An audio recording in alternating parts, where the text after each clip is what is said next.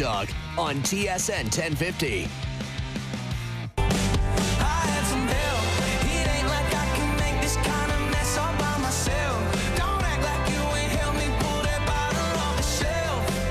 The vibes are high as we begin OverDrive on another beautiful day here in Scarborough, Ontario. We're live on TSN2, TSN 1050, and the TSN YouTube channel. I'm Aaron Karolnik. That is Dave Feschuk from The Star. What's up, my man? How we doing? I'm fired up, man. That game last night, that still has me juiced, man. That was one of the most intriguing, interesting, fun regular season baseball games I've seen in a long time, man. I'm driving home. I live downtown around King and Spadina, and I'm on the Gardner in, horrendous traffic, as you'd imagine, on a weeknight. And I hear, like the Blue Jays home run sound. Yeah. And I hear just the crowd going wild. The open dome. I'm not that far from the dome. And and I looked at my phone. Sorry, police. Yeah, you take a glance from time to time. And I looked down, and it's 7-0 Blue Jays. Barger a home run, Davis Schneider a home run, and I'm like, oh my God, what is going on with this baseball team? And then, of course, the fifth inning happens. The Yankees have a barrage of their own. It's a very close and compelling game, but man, it just seems night after night. And Jays could sweep the Yankees with another dub this evening. This is something to behold. I can't believe what we're watching. And Bo Bichette's not playing again tonight. Well, at least not starting the game tonight. Maybe he enters as a pinch hitter, but they're doing that without Bichette, without Santander, without Varsho. It is so impressive to see the way this team is mashing right now. It's impressive. It's bringing back retro feels, right? Like it is. The last time they had a share of the AL East lead, AK, 2016.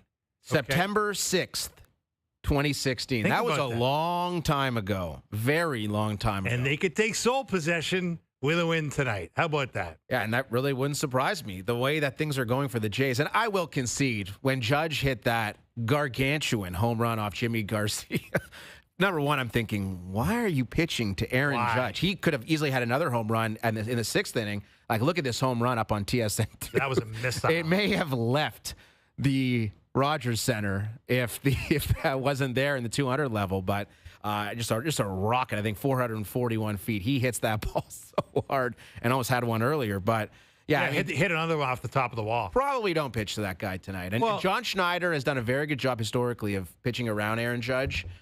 Let Paul Goldschmidt beat you or somebody else on the Yankees. Giancarlo Stanton, who almost did beat the Jays, he had a huge home run of his own. But what an opportunity for the Jays tonight to sweep the Yanks, take sole possession of first place in the AL East, 11 games over 500. Something special cooking down at the Dome right now. It's really exciting. But I mean, you're right. Like the judge moment, I think there's a lot of people scratching their heads going, why are you pitching to this guy at this moment? Yeah. Especially since Jimmy Garcia's coming off. Just returned from the IL injured list. Yeah, that day. It was his first day back. That was his first appearance in a major league game after a lengthy stint on the IL.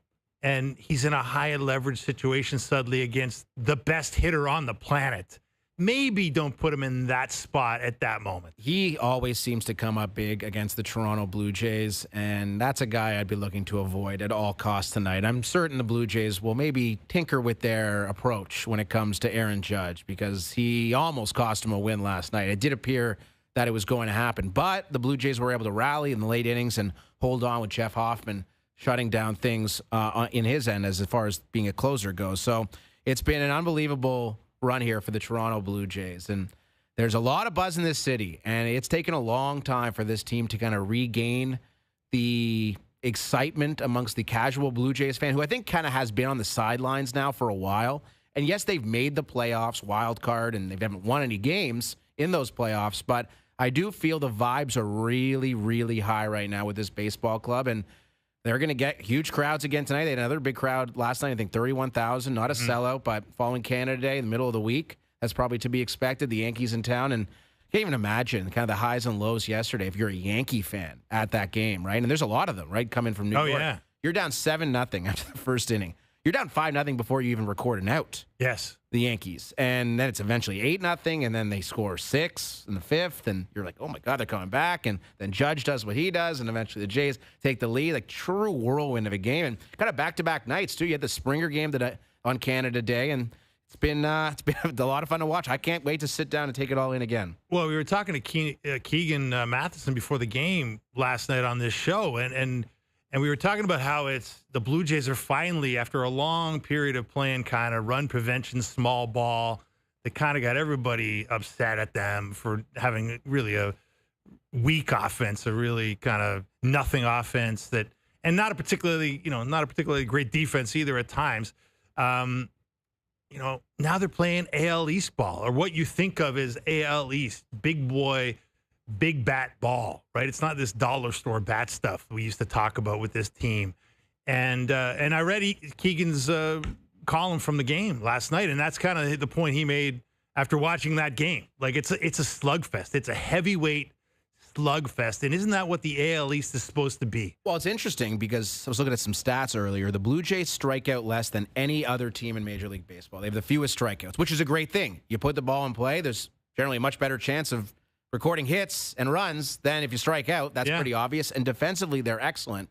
But the thing that I find most fascinating, and the reason why I'm so encouraged and intrigued about what this team can be and will be, is because they are far from a finished product. And they're going to make a big transaction ahead of the deadline, for sure. Several, you would hit. Yeah, you think. And again, can you imagine this Jays team adds like a front-end starter, like let's say a Jacob deGrom from Texas, who's been as good as anybody in baseball. It would cost you a lot, but you have 4 legit guys who you could rely upon, including that top-flight starting pitcher. And I don't know how likely it is that Texas actually sells because they're only a couple games out of the final wild card spot. DeGrom makes a lot of money. He's been so good. If you're Texas, why would you want to trade him? Right. Zach Gallen, Merrill Kelly, amongst others. But for me, it's that starting pitcher. And I like Chris Bassett. I like Jose Barrios. I like Kevin Gausman. But I think you probably need a 4th guy in there because there's some question marks around Scherzer, who did throw today. Yeah. Which is a great sign because you see him coming off the mound in his start in game 1 of this series, and you're thinking, that could be it.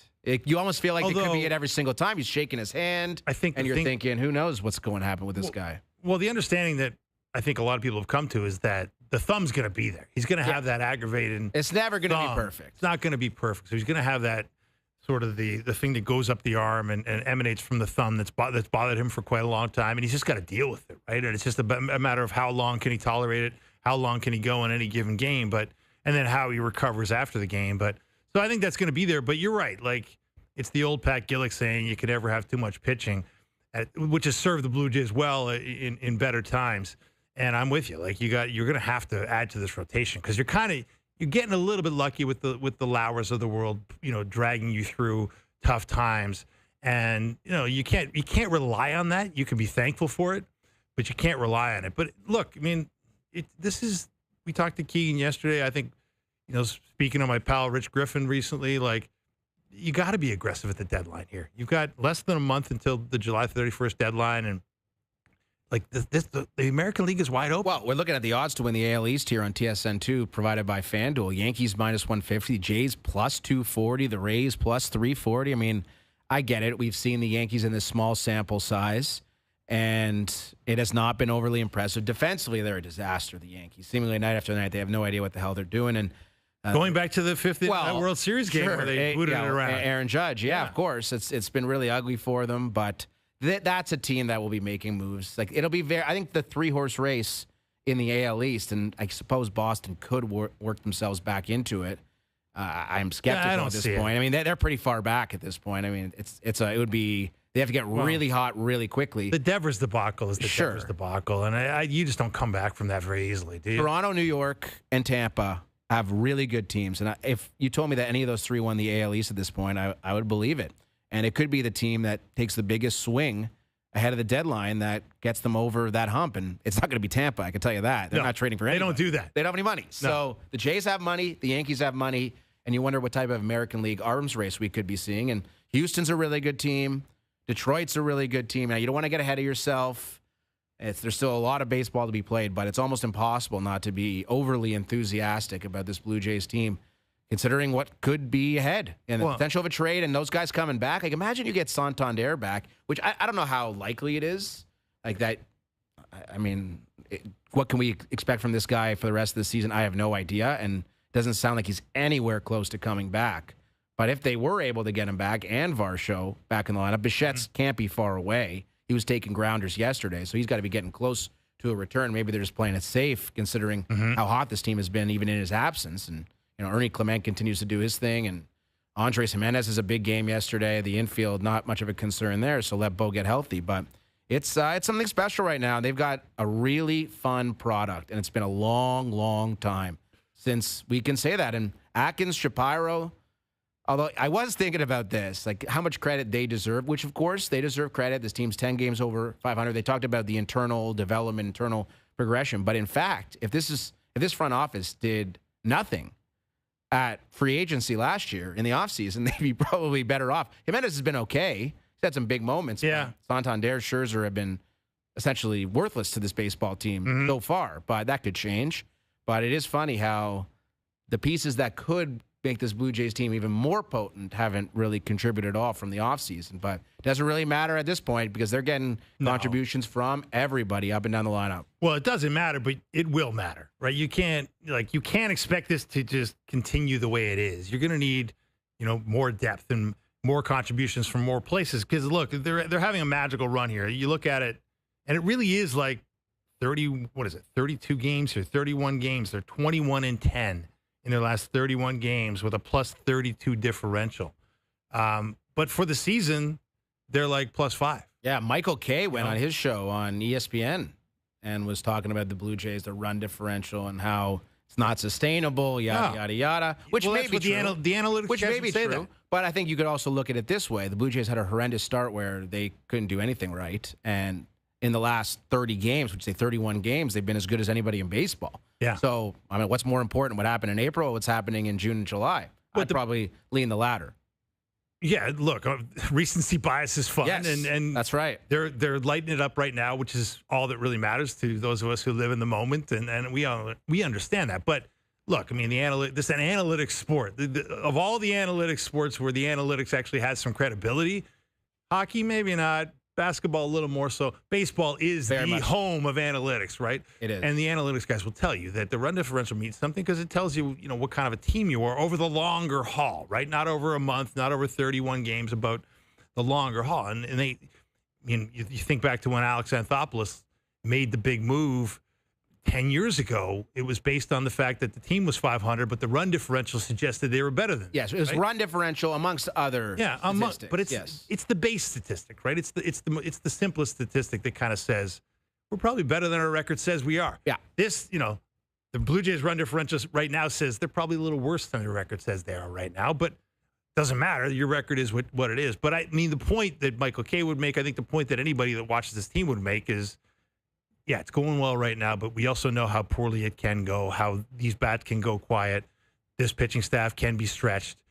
They got to make some moves. They do. And it'd be nice if Vladdy just started tearing the cover off the ball, which I suppose could happen at any point in time. Because if you want to look at analytics, a lot of his advanced analytics would indicate that he has been underperforming relative to the way he's been hitting the ball. And exit velocity and all that stuff is more in line with a guy who's doing a lot more damage at the plate than Vlad Jr. has been doing. So we'll be watching, and we got some great guests. Doogie has been cooking behind the glass over the last 24 hours. Whit Merrifield will join us at 4:30. He's got a new podcast, played a couple years with the Jays in 22 and 23, so we're looking forward to that. He's going to join us in about 15 minutes. Ryan Dempster's in the show at 6:30, and it's funny, you mentioned we're talking a lot about analytics. The analytics guru of the National Hockey League getting a big contract done.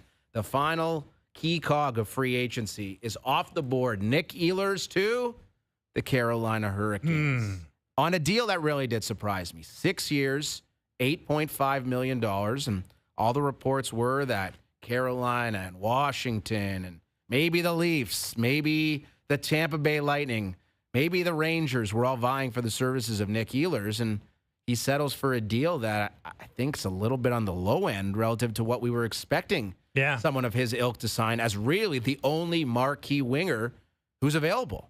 Yeah, for sure. You're right. Considering we talked about the rising cap and pre-free agency, there were a lot of people saying there'd be all kinds of overpaid guys, and there were a few for sure, guys that got a little more than you might have more expected. like the middle tier. That's I think Dmitry Orlov would be example. Yeah, a guy Cody Ceci, maybe. Cody Ceci, yeah, some of those defensemen. But again, there's a reason for it. Like San Jose in particular, who signed Orlov today, 2 years, 6.5 a year. They needed to spend money. They claim Nick Leddy off waivers makes $4 million. Sure, we'll take you. We got to get to the salary cap floor. So I think that's probably why they made a transaction like that. With the Ehlers thing, it's a little bit different. But I mean, I'm looking at Carolina's roster. I was looking at it, and they've got a lot of talent on the wings. But down the middle, you're talking about Aho as your number one center, and Jordan Stahl and Jesperi Kotkaniemi. Yeah. Good luck competing against Bennett and Barkov and Lundell with that trio. Yeah. You're not going to. Doesn't feel like it. It doesn't. And I go back to what the Leafs were able to do with John Tavares. Say what you will about John Tavares. He's a hell of a lot better than Jesperi Kotkaniemi is as a number 2 centerman. And he's also making money that's very much in line with Jesperi Kotkaniemi. So the Leafs were very fortunate, I think, to get Tavares back at that number, because if they didn't, and then Carolina's example, you don't think they would have loved to find a centerman along the way? I'm not that they're not happy to have Nick Ehlers, but I think... Do you really think John Tavares is going to go play for the Carolina Hurricanes? I do not. But I guess my point is what some teams were able to accomplish in free agency. And again, this is not a shot at Nick Ehlers at all, but I think you need to have that depth down the middle to be successful in the Eastern Conference. We just saw it firsthand with the Florida Panthers. I mean, they've got depth everywhere. But it helps to have depth on the wing, too. Yeah, it does. And they have a ton of depth on the wing. They have an end on the back end and in goal. That helps. Well, they don't have any depth in goal, but they got a good one. I think for Carolina, it's a no-brainer. A great deal for them. They bring him in. They'll probably slide him in their second line. And they have Taylor Hall on the left side as well. Svechnikov's there. Aho's there. They've got a very good team. But, but I mean, to me, it's no brainer. I find it kind of interesting that Ehlers, you heard a lot of the reporting was that Ehlers wanted to go somewhere with a quieter market, right? With less attention on hockey. So Carolina fits the bill. Mission accomplished. Mission accomplished. But does that give you, if you're the GM of that team, does that worry you at all that he doesn't want to be scrutinized, or he doesn't like the fact that people in Winnipeg care about the Winnipeg Jets? I mean, because I look at it and I say, like, the Winnipeg Jets were essentially Leafs West, right? Like, in terms of a really good regular season team that's never been able to get it done in the playoffs. Now, they've got it done more often than the Leafs. They've been to a conference final, albeit quite a few years ago. But you look at Nick Ehlers, like, kind of a Leaf-esque splits in terms of regular season and playoffs, right? Regular season, he's over an 82-game average in his career. He's a 27-goal guy, 63-point guy. Regular season, over 82 games. Extrapolate that into playoffs, if you're looking at an 82-game playoff season, theoretically, he's a 16-goal guy, 1-6. So he goes from 27 to 16 in the playoffs, and he goes from 63 points in the regular season to 38 points pace in the playoffs. Like, he would have fit the Leafs. Oh, yeah, tailor-made. I like that. That is a very good fit. So, at least as far as past production goes, which is the greatest indicator of future production. But I mean, to your point about, does this help the Carolina Hurricanes beat the Florida Panthers if that's what they're trying to do after they got decimated by them in the Eastern Final? So to defend Nick Ehlers, it is very uncommon to find guys who exceed their regular season production to a point where it's like, wow, this guy is a playoff performer. It happens. Again, I would look at David and Draisaitl. It does happen. And McKinnon and McCarr and Rantanen as prime examples of that. Guys who are incredible regular season performers and somehow are even better in the postseason. Like, it defies any and all logic how that could be possible, because we know the goals scored comes down. We know the tightness of checking is evident. But that's kind of what you're looking for. And, I mean, look at Sam Bennett, what he just did in the playoffs. Scored 15 goals to win a Conn Smythe Trophy. He's a guy who can elevate his game and be better in the playoffs than he is in the regular season, which he is. Again, his career has 51 points. Oh, yeah. And his pace in the playoffs is a lot higher than that. So it's hard to find, and that's what you need to go out and find. There's a reason that Florida was so keen to bring back that trio, is because they've proven that they can perform in the playoffs over a long, long, long period of time. Ehlers, not so much, but he's going to have an opportunity in Carolina. They're going to make the playoffs. They always make the playoffs. They're going to be a really good regular season team. You just wonder, in a moment of transparency for general manager Eric Tulsky, I'm sure he fits exactly what they're trying to build in Carolina. You keep piling up those assets. But I will say, I mean, you kind of look at Marner's deal, $12 million. Would you have Marner at $12 million or Ehlers at $8.5 million? Yeah. I don't think it's even close. I'd much rather have Mitch Marner. So Well, Mitch Marner's a much Yes. more accomplished player. in terms of regular Absolutely. season But again, production. that luxury wasn't on the table for the Carolina Hurricanes. But it was widely reported that they were very eager to try and bring in Mitch Marner, even at the trade deadline, right? So, Oh, yeah. but you can only get what you can get. I mean, you heard Steve Yzerman today talking to the media, and he basically said, hey, we would have loved to sign some marquee free agents, but no one was available. Yeah. Because no one wanted to come here, or everyone was already scooped up before free agency even opened. And I do wonder some of these, like what a guy like Brad Marchand would have actually got on the open market had he gotten there. Like, could there have been a $10 million offer out there simply because the salary cap space is available and how he just fits the perfect mold for anybody? Could play the left side, could play the right side, and just everything that accompanies Brad Marchand in a positive way. I guess we'll never know. Well, that's the point I'm making here is that everybody's, I understand why Eric Tulsky signs a guy like Nick Ehlers because guess what? There's no one else to sign. Yeah. You take the best available That's it. product you can sign. And if there was a guy available who had better regular season playoff splits, like, who didn't maybe turn into 2/3 the player or half the player in the playoffs that he is in the regular season, I'm sure you would have taken a look at that guy, and didn't exist in this case. But I do wonder, like, when Florida's kind of got the market cornered on guys that seem to know how to elevate their games in the big moments, the critical moments, as Brad Treliving has repeatedly called them. I mean, it's very difficult to figure out how you beat those guys, right? Like the Leafs we had that conversation with Brad Treliving on free agency day, and he went over the DNA conversation again, and it's like he's basically making I think a lot of us, when we heard him say this team needs to change its DNA, AK, I think a lot of us felt like he was saying we need to change a lot of the players. But that's not really what he was saying. Like, personnel is a part of it, and they have changed some of the players, and I'm sure they'll bring in some others. But his thing was like, we need to look at mental toughness, and we need to look at our mentality in those moments, and we need to look at our preparation for those moments. And I wonder about that. Like, if you've been doing it for 9 years with this same group, you don't think they've tried improving their mental toughness? I would hope so. You don't think they've tried to improve their preparation? You don't think they've tried to bring in this sports psychologist and that sports psychologist and this player wellness guy and, this, competitive, advantage of any sort of given, ilk? I mean, these guys try everything to try and get that 1% edge that all these sports scientists like to talk about. And it hasn't worked, right? All that trying hasn't really got them anything. And I wonder, like, what's the next approach? Where do you go from here? We're going to have to wait until September, as opposed to find out. Although development camp is underway, and they were scrapping. There was a fight at Maple Leafs development camp, which I'm not sure how common it is, but it was noteworthy nonetheless. And Easton Cowan was talking as well about his relationship with Mitch Marner, having been with the Leafs last year, leading up to training camp as well. That, of course, is talking about Easton Cowan. So we'll let you hear some of that audio a little bit later. And on the subject of Mitch Marner, a little teaser for AK's list, which is coming up at 5:30, the most polarizing Toronto athletes ever. Top 5. All right. Coming your way at 5:30. And yeah, Mitch Marner's on the list.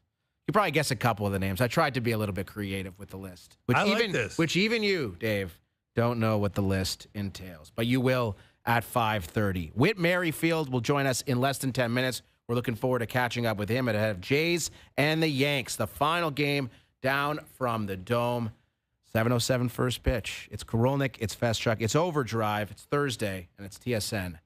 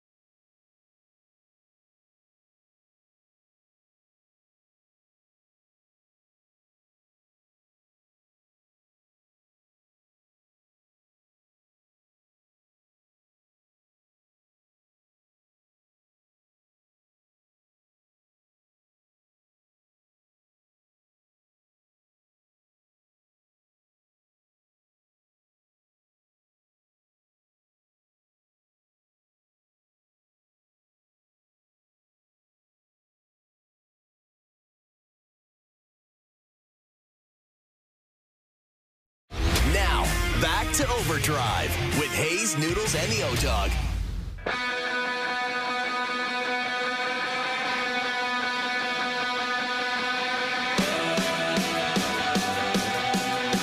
Overdrive continues.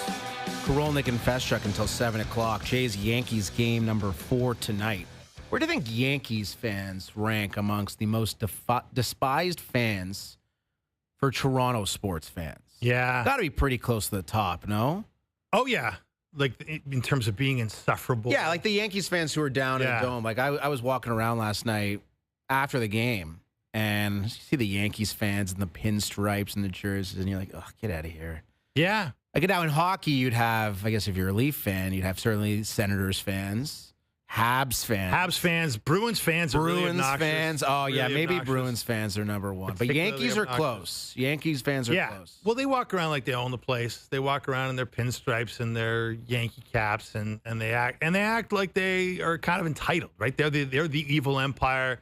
They're the great, 27-time World Series champion, and yeah, it's hard to deal with them at times. I got one in my house. So you have done a very poor great. job raising your it's son. Not great. Dave. No, I agree. Like I grew up as a kid. All they ever wanted for my birthday was Blue Jay tickets. How does that happen? I don't know, man. In your household, It's someone who just covers sports. Yeah, maybe it was. Yeah, that's an act of defiance. Yeah, gonna become a Yankee fan, and he does play golf, so at least. But anyway, yeah, but he's got the same entitlement. He believes, like he does. He looks down on the Blue Jays. He considers them an inferior, being because the Yankees are royalty, and in some ways he's right. The Yankees are.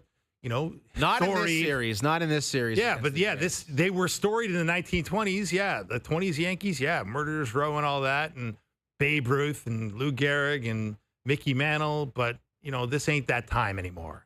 No, certainly not. I mean, Aaron Judge is unbelievable for sure, and I think the Jays made some mistakes in their approach to him last night. We'll see what happens tonight for the Jays, and Whit Merrifield's going to join us in just a second, who announced his retirement last week and announces a podcast that he's doing. It's called the 6th Inning Stretch Podcast. And actually, Whit's on the line right now. Let's bring him in. Retired ball player, now a podcaster. Welcome to the audio medium, Whit Merrifield, and welcome to Overdrive. How you doing? I'm doing good. Appreciate it. Thanks for having me on, guys. Yeah, man. We're fired up for you. A ton of rave reviews on your pod with Lindsey Dunn, and we'll get to some of the stories that you told in the first episode. But we got to talk about this Jays-Yanks series. To this point, as someone who spent a couple years in Toronto with the Jays, seeing the ballpark the way it is, seeing the Jays mash the way that they've been mashing against the Yankees, what is your take on what's gone on so far? Yeah, good series.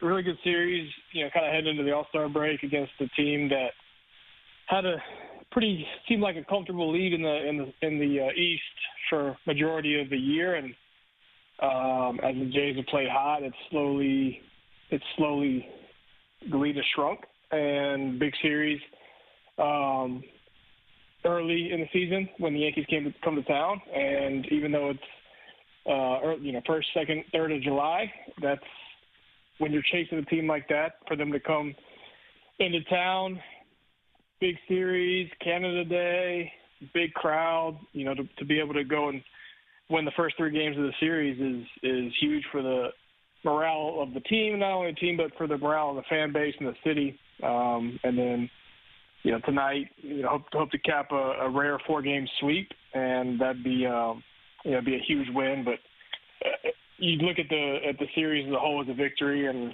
regardless of what happens tonight. But that lead that the Yankees had has evaporated, and now the Jays are right there and playing well, but there's a lot of baseball left, so they need to keep finding ways to play well.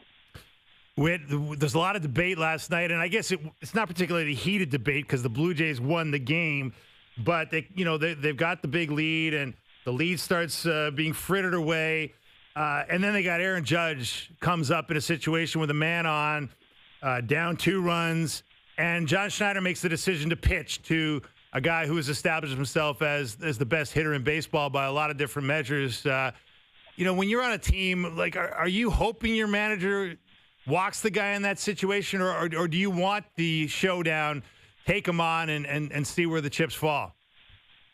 No, it's your guy versus their guy. Yimmy versus Judge. I mean, Yimmy had a slider kind of back up on him and left it over the plate, and Judge didn't miss it. But as a guy on the team, you want your guy to take him on, because as good as Judge is, as good as he's been to the bats, he's going to make an out.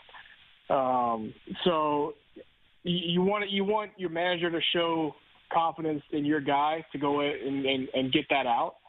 It didn't happen this time, but I hope that the situation comes up again, and I hope Schneider trusts Yimmy to get that out again, especially at this point in the season. It's different maybe if it's in the playoffs or if it's late in September. But right now, I mean, it's July 2nd. Go get him.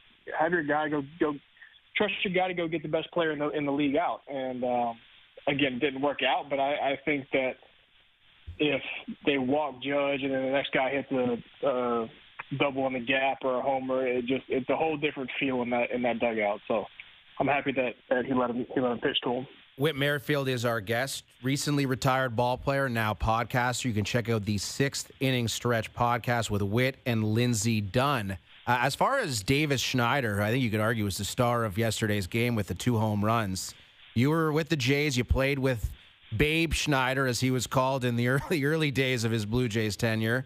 What have you seen from him since that incredible start he had to his career in Boston, where he was the toast of the town and has definitely had some ups and downs since, but it looks like he's back to his best form. Can you tell us something about Davis Schneider that you may have learned as his teammate? He's got the perfect personality to be a big leaguer. He's laid back. He doesn't let the game get him too high or get him too down. He's willing to make adjustments.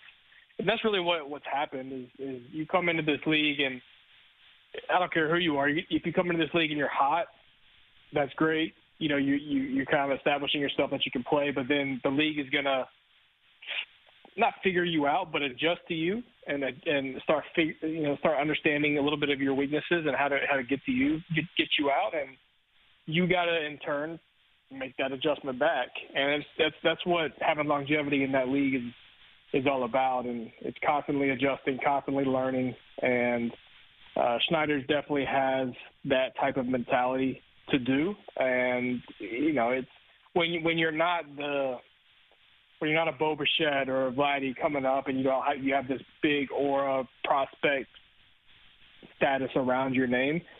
When things don't go your way, you're not going to have that long leash to work it out in the big leagues. You're gonna unfortunately have to get sent down and kind of reprove yourself all over again. And that can be frustrating, but at the same time, Schneider's got the perfect mentality to go through that. And looking forward to Whit, having a lot of success, because there's nobody I cheer more for than him.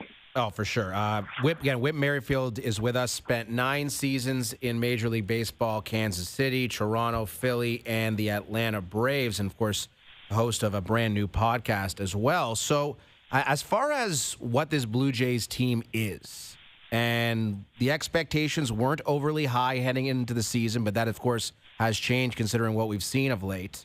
What type of additions would you like to see Ross Atkins, Mark Shapiro make leading to the trade deadline? Like, is there one position that you could pinpoint that you think Toronto should be looking to address?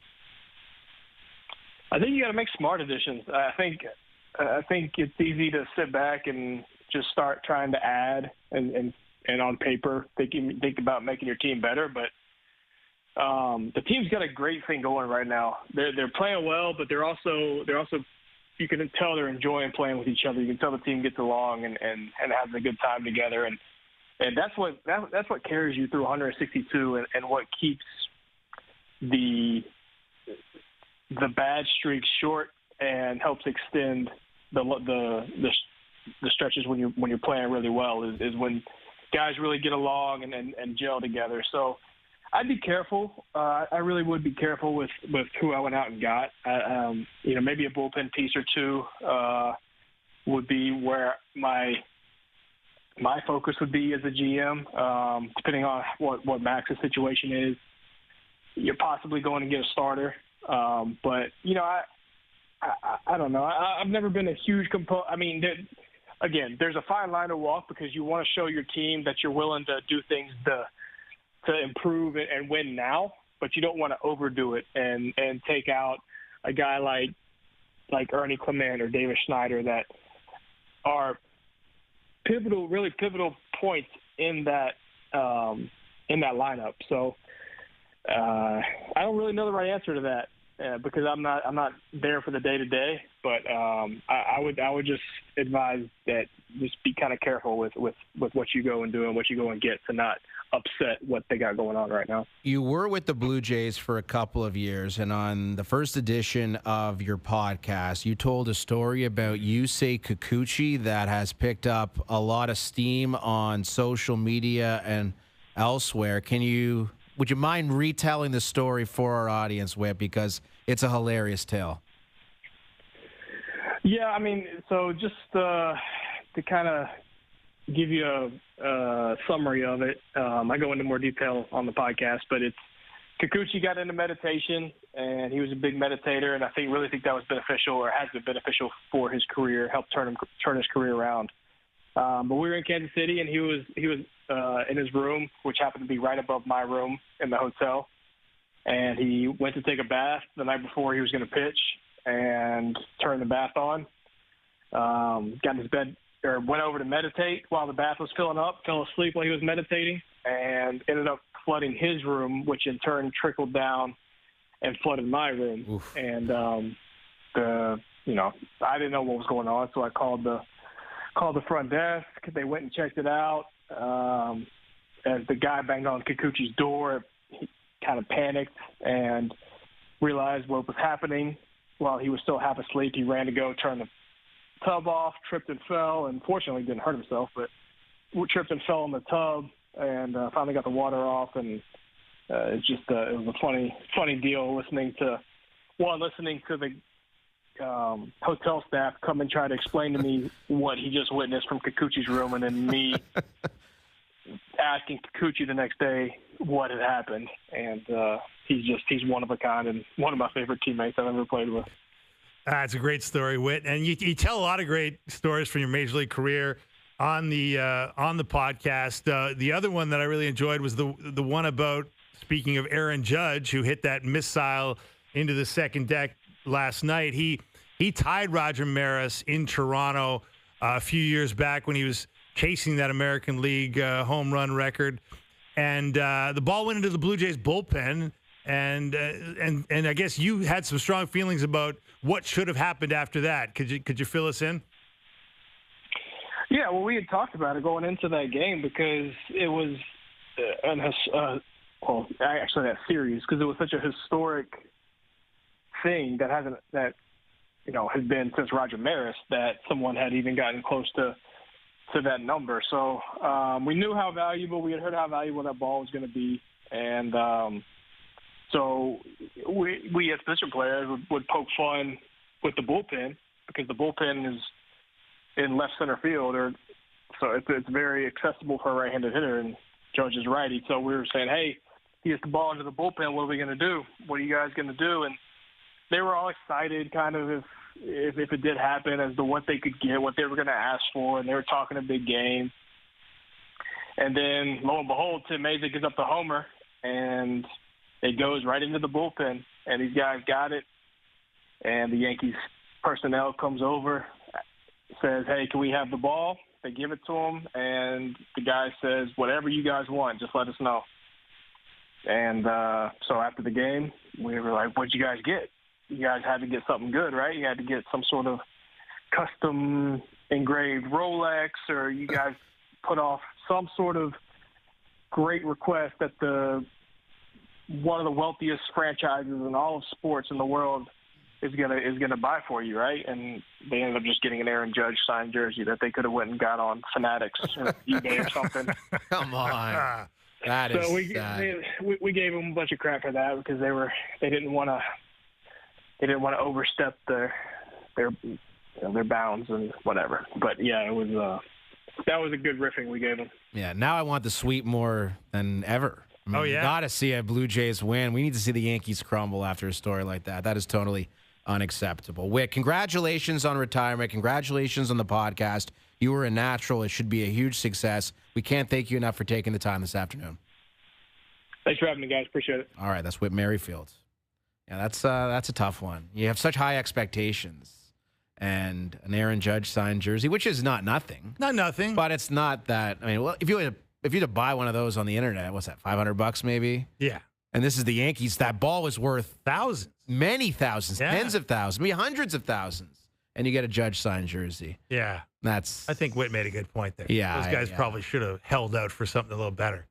Yeah, that would be probably a good idea. But when you're a player, do you really want to defy the Steinbrenner family? Yeah, and it's not. Yeah, that's it. And it's not like the MLB players aren't compensated well to begin with. So maybe someone in the crowd might need that cash a little bit more than Tim Meza and company in the bullpen. So thanks to Whit Merrifield. Ryan Dempster is still to come at 6:30. Mike Johnson in about 15 minutes. We'll talk about the breaking news this afternoon that Nikolai Ehlers will be playing with the Carolina Hurricanes. Plus, how about what the Chicago Blackhawks revealed today? Kyle Davidson, their GM, saying that there have been extension talks with Connor Bedard, which I think is one of the more fascinating discussions around contracts because Bedard has, let's say, underwhelmed, but hasn't been as advertised through 2 seasons. So how do you pay him? What's the number?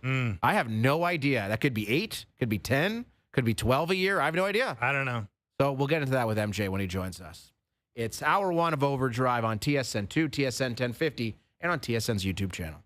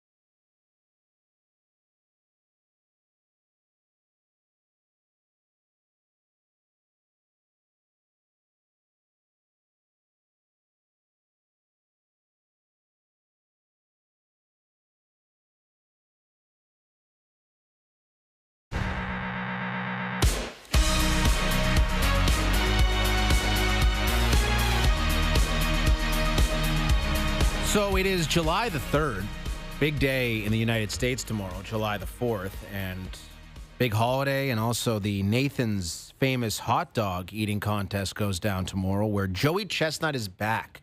Remember last year, he wasn't able to participate because he had a deal with some vegan hot dog company, and Nathan's took issue with it and kicked him off the contest, and then everyone was upset. But he's back now.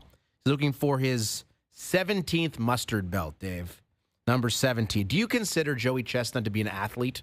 No.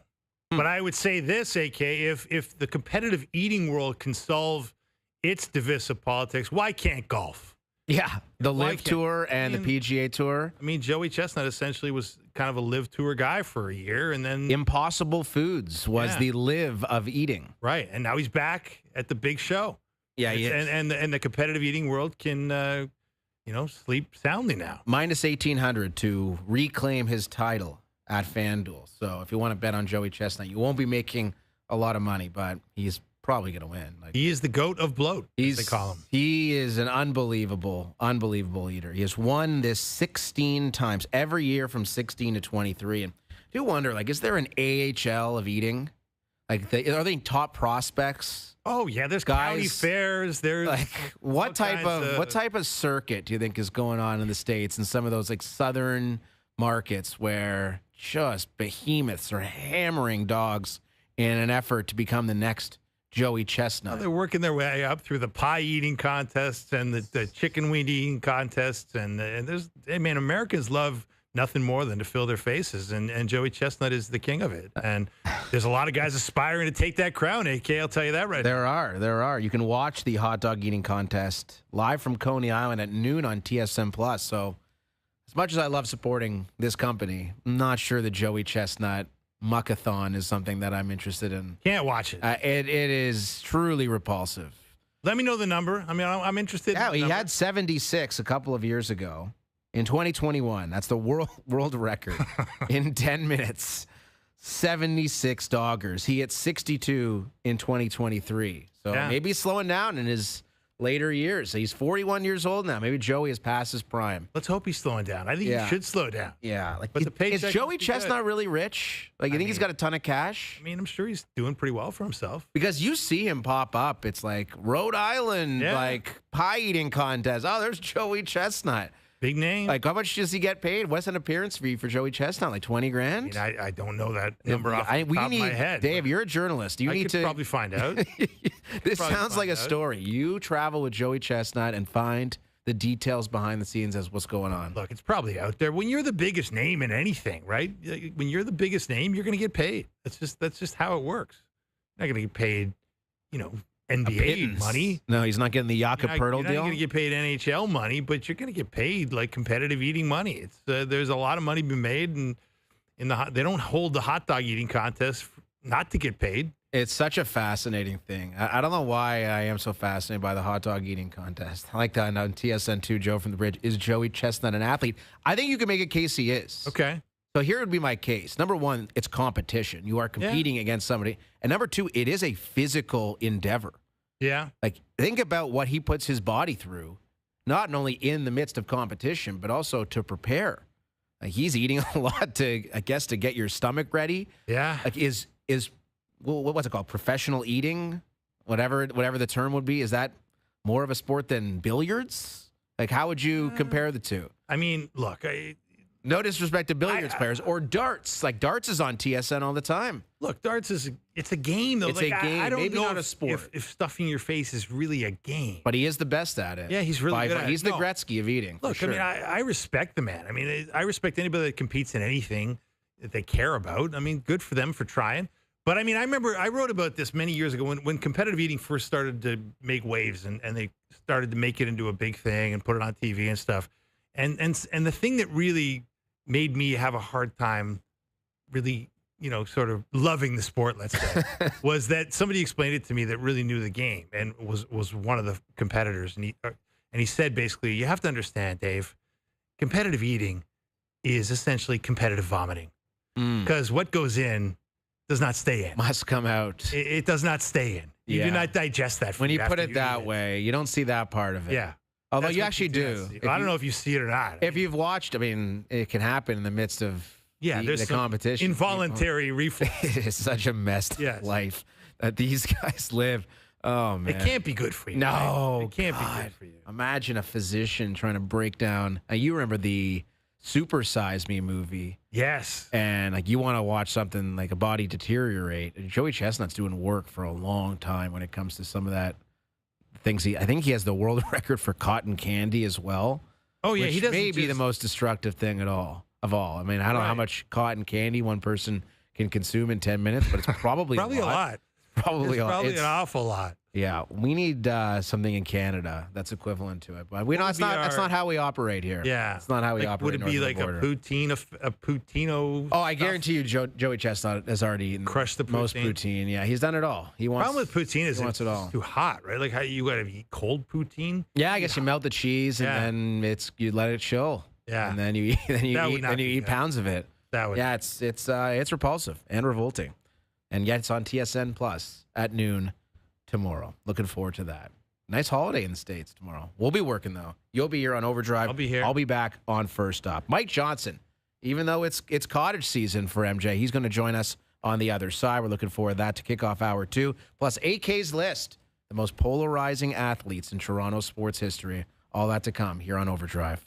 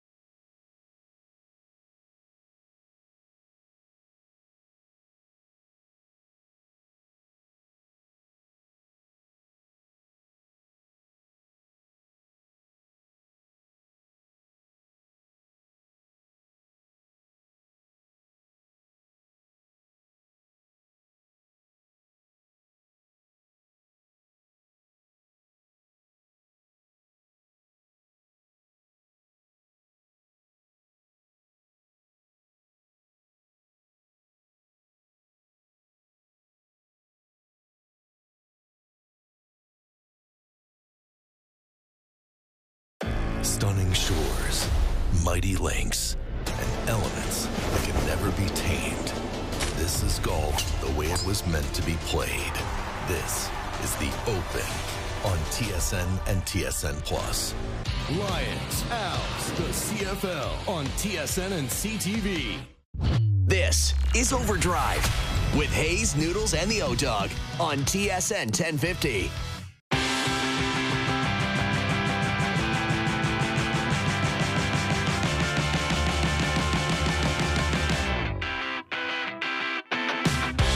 It's hour 2 of OverDrive. We are brought to you by FanDuel, bringing you everything from the opening line to the final score. I'm Aaron Karolnik. That's Dave Festruck from the Toronto Star. You're watching on TSN 2, TSN 1050, and on TSN's YouTube channel until 7 o'clock.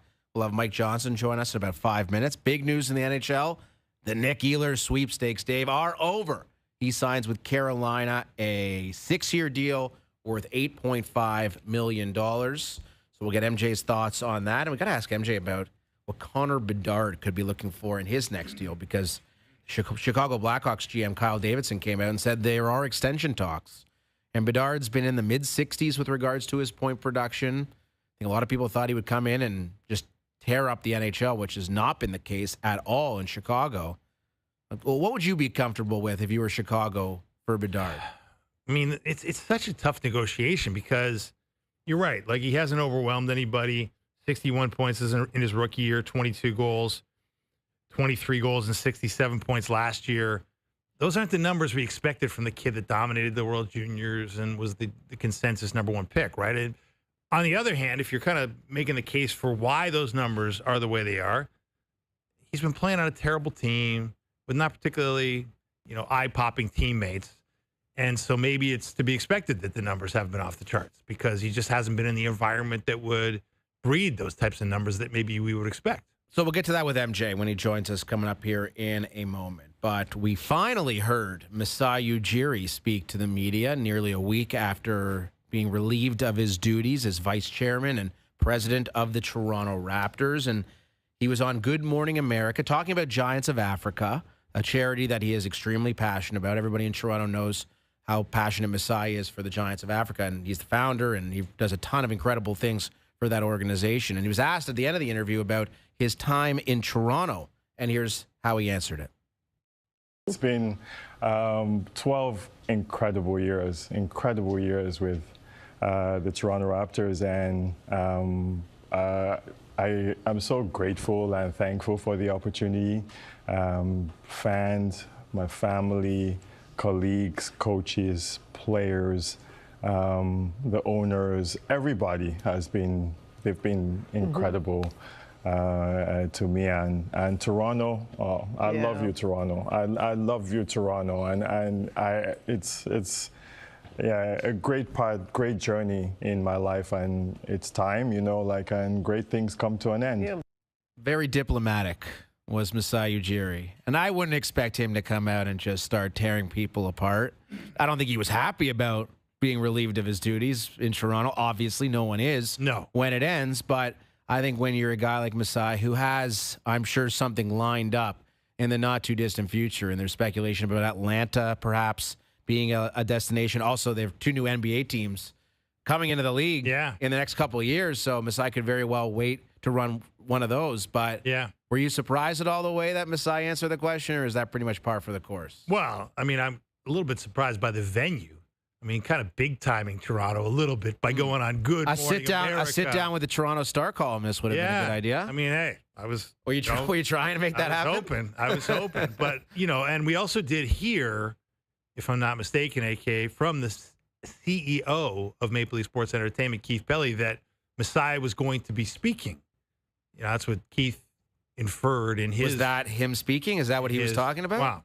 No, that's not what he was talking about. I think so, no. He was talking about a press conference in Toronto in MLSE headquarters or thereabouts, I would assume. And I wonder if maybe that's not going to happen. Because as you point out, there's lots of gratitude and there's many good memories, but I'm not sure there's a lot of good feelings in the moment about how it all went down. Yeah, and I think there's still a lot of questions surrounding how it all went down and why it went down. I mean, this is a team that seems to be pointed in the right direction. Of course, it's been an ugly couple of years for this Raptors team, but they just went out and spent a bunch of money on Pirtle, and they're spending a bunch of money on their roster, and it looks like they've got a chance to be a playoff team next year if the stars align. And I think it's pretty clear what the true story is. It's a financial decision made by the new owners of MLSE and Rogers Communications.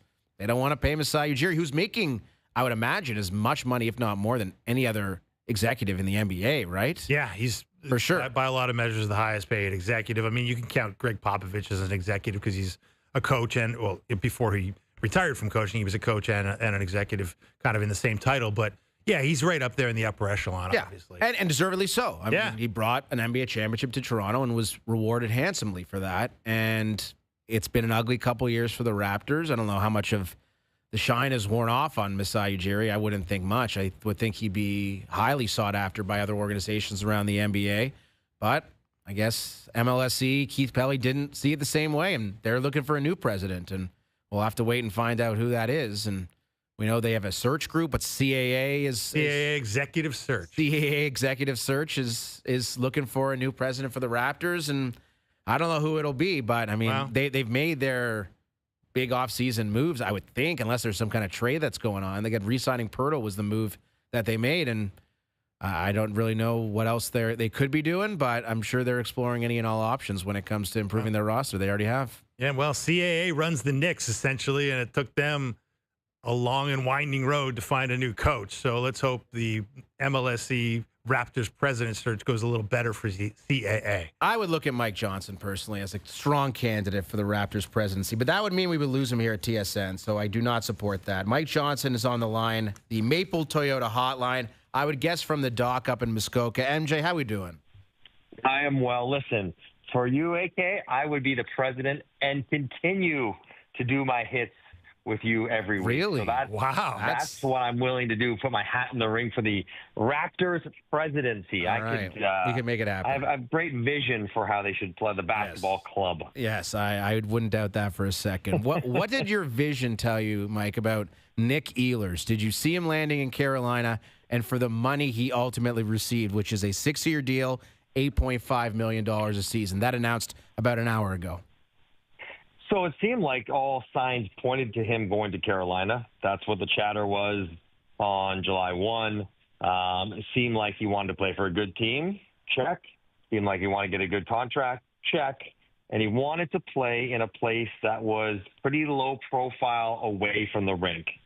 And I guess Carolina is that as well. And we can ask, he played in Carolina. But, even Winnipeg, which is a smaller town, but certainly the Jets are extremely popular there, was maybe a little bit too much sort of limelight for him. So, for whatever reason, personality-wise, he wanted to get away from that sort of idea that would prevent him from going to the Rangers or the Flyers or the Leafs or somewhere like that. So Carolina made sense. But my question is, AK, you're Nick Ehlers. You are far and away the best player in this free agent class after Marner signed with Vegas. Why just 6 years? Where's the 7th year?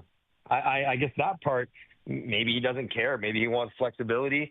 I would have thought, given the demand for his services, that salary seems about right. He's a better offensive player than Brock Besser. He should get paid $1 million more than Brock Besser or something, whatever it is. But I'm surprised he didn't get a 7th year because that seems like, leaving $8.5 million on the table. You might only make 3 or 4 by that point in your career when you re-sign that next year. So that part surprised me a little bit. Yeah, no, interesting point, MJ, for sure. Now, if you look at the competitive balance of the Eastern Conference here, MJ, and this Carolina Hurricane team has been to 2 of the past 3 Eastern Finals, and they've been among the best teams in the regular season for a long time now under Rod Brindamore, but they haven't been able to get over the hump, and especially this year where they were really outclassed by the Panthers. Do you think what the Hurricanes have done here in the offseason, headlined by the Ehlers signing, and obviously getting Keandre Miller on the back end in another big deal. Do you like any of that in terms of making their case to be unseating the Panthers any better? I like their team. Do I think they are demonstrably better than last year? They probably are. They probably are a little bit better. They needed an offensive weapon. They got a really good one.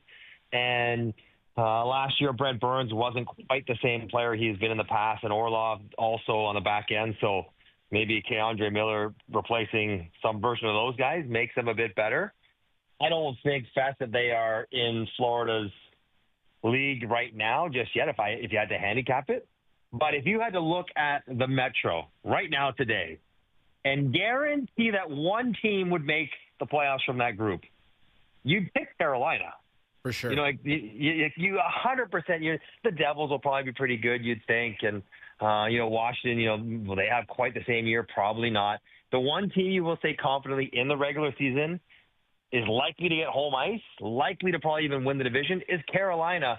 The same sort of questions, a lot like Toronto, will come up during the playoffs because they haven't gotten over the hump. They've gotten further more often than the Leafs certainly have, but they haven't gotten that last one. But I still like their team as one of the better teams in the league, certainly one of the best teams in the East.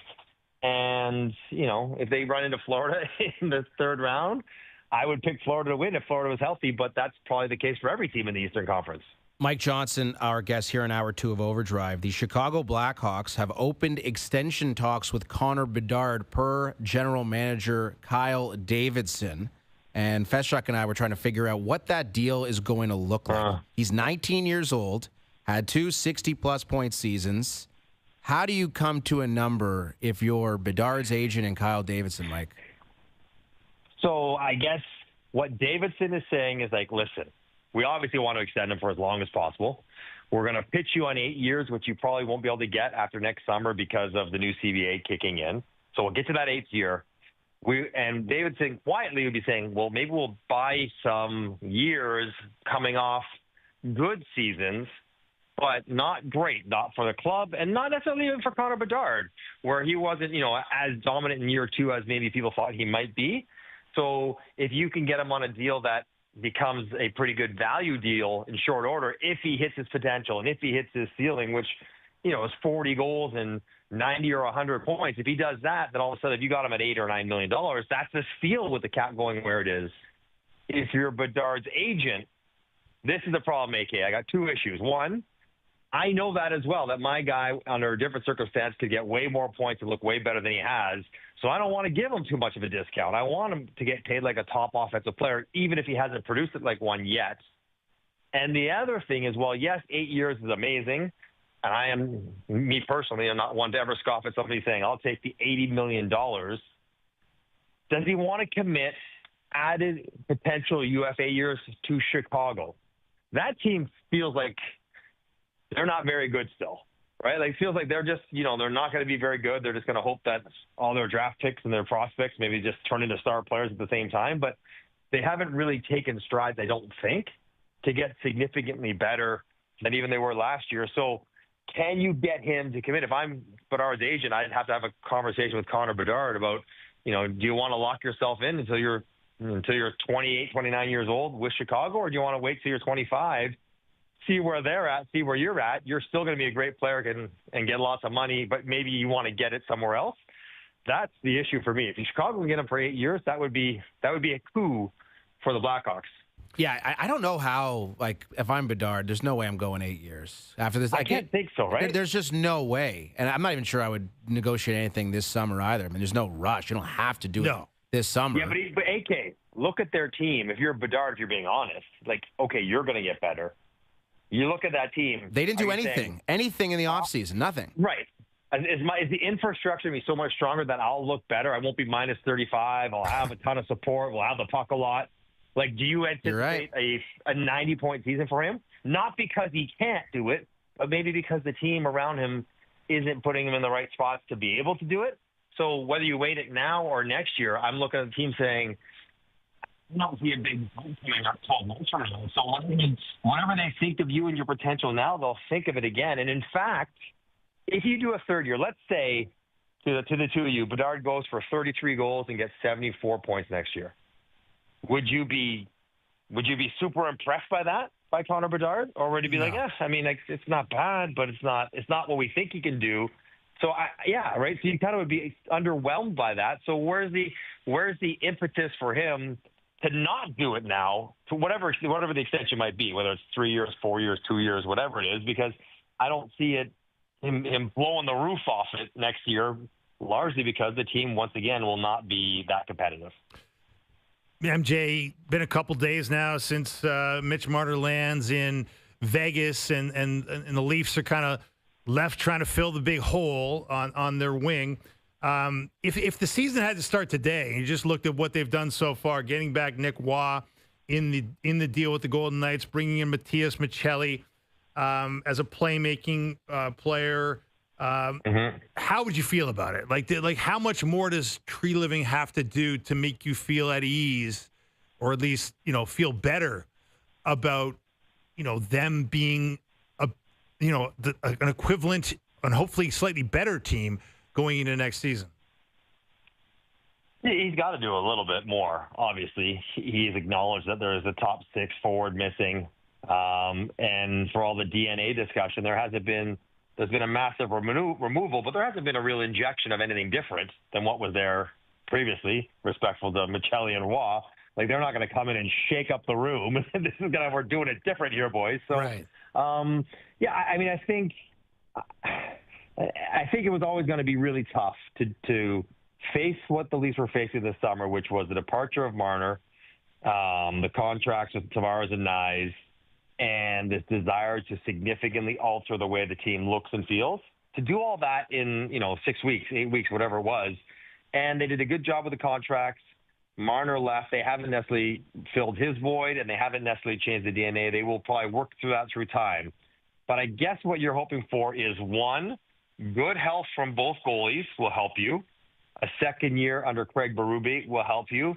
And maybe most importantly, and I can't overstate this, and maybe there's no problem in the pressure, Austin Matthews has to be one of the top 4 players in the NHL next year. He's paid like it. He's talented enough to be that. And he has to do it without his running mate, Mitch Marner. You want to know where the new offense is coming from? Where are they going to make up the goals? That's the guy. There has to be 20 to 30 more goals off Austin Matthews' stick next year. And if that's the case, then, you can have that conversation as the year goes on, what else you need. But the Leafs should be in really good shape. Spotlight will shine on him. He's the captain, as it should. He's going to have to be really good for the Leafs to absorb the changes and the departure of Mitch Marner. Mike Johnson, our guest. With Ehlers off the board, MJ, perhaps we could look ahead to some of the contract extensions that can now be offered by NHL teams. Names like Jack Eichel, Kaprizov in Minnesota, Kyle Connor in Winnipeg, Artemi Panarin in New York. Of course, Connor McDavid would fall into that camp as well. How soon, if at all, are you expecting some of those decisions to come down? And what's the number you think that would surprise us the most with any of those guys? I mean, I would imagine if you're any of those clubs, and you just mentioned some of the most important players, and every one of their teams would be desperate to extend those guys. Desperate. Not hopeful. Desperate. And I think the one that might surprise us is Kaprizov in Minnesota. Because before he was hurt last year, he was playing at an MVP level. There is no player, maybe not even Connor McDavid, who means more to his team offensively than Kaprizov does, right? He's got Boldy there, but he doesn't have Draisaitl there. And Minnesota has been in cap purgatory because of the buyouts of Parise and Suter, which are finally over. So they have all this extra money with the cap going up. And Minnesota is a great, passionate hockey market, but maybe not the biggest bustling metropolis if you wanted that kind of thing, like a Panarin when he left Columbus for New York. And if Kaprizov wanted a New York, a Toronto, a South Florida, an LA, he could get a ton of money there. So I almost think there might be a bit of Minnesota tax on top of his contract. It wouldn't surprise me if he becomes, when he signs the highest paid player in the league, and maybe even by a bit of a margin over top of Draisaitl. Until McDavid signs his extension, it would not surprise me if he pushes 15 or more for Kaprizov when he gets his deal done, for all the reasons I just sort of outlined. That's an interesting one, MJ. Now, AK and I were having this conversation yesterday about McDavid. Obviously, it makes a lot of sense to take an 8-year deal for security and for any number of reasons to help lower your AAV and be a good teammate. But if you were being cutthroat like an NBA guy, if we're talking about you running the Raptors. If you're running Connor McDavid's career with an NBA lens, and you say you're the LeBron of this league, you should take a shorter term deal. A, because you can get a really good deal, and B, you can keep pressure on management to make sure they build the roster around you that you need to win your cup. Is there anything to that in your mind? For sure, and I the NBA example is, I guess, an obvious one, and the NBA players are more willing to go short term, more willing to switch teams. If I'm Connor McDavid and you want to go down that road, and it makes a lot of sense because the money's there's not as much risk other than, catastrophic injury for him to not be the best player in 2 years, right? It's not like he's coming off a hot year and you're like, oh, you got to get it now because what if you don't score 100 points? He's going to, no matter what. Draisaitl is going to be there. He's going to. If I'm his representative, could you walk in and say, all right, we'll give you an extension, 2 years, $32 million. Right. That's what you get. Cap's going up. Percentage of cap is still a very manageable and appropriate number. And we're going to put it on you for 2 more years to make sure he's got a great team around him. And we're being fair, and he produces every year. He brings it every year. He's the best player every year. You got to bring it in the offseason. You got to put together a team. That is your job as management, to put together a team that is capable of winning a Stanley Cup and all the pieces without my guy taking a massive discount. That's not his responsibility. It's your responsibility to figure it out around him. 2 years. I'm going to give you then, that would be what? 2-year entry-level deal, 8-year extension, 2-year extension. That's 13 years of his career he's going to give you. That's more than enough time and plenty of loyalty from him. 2 years, 32. Make it happen. If we're good, you get to have him for 7 years after that. Yeah. I love it, MJ. Makes a lot of sense to me.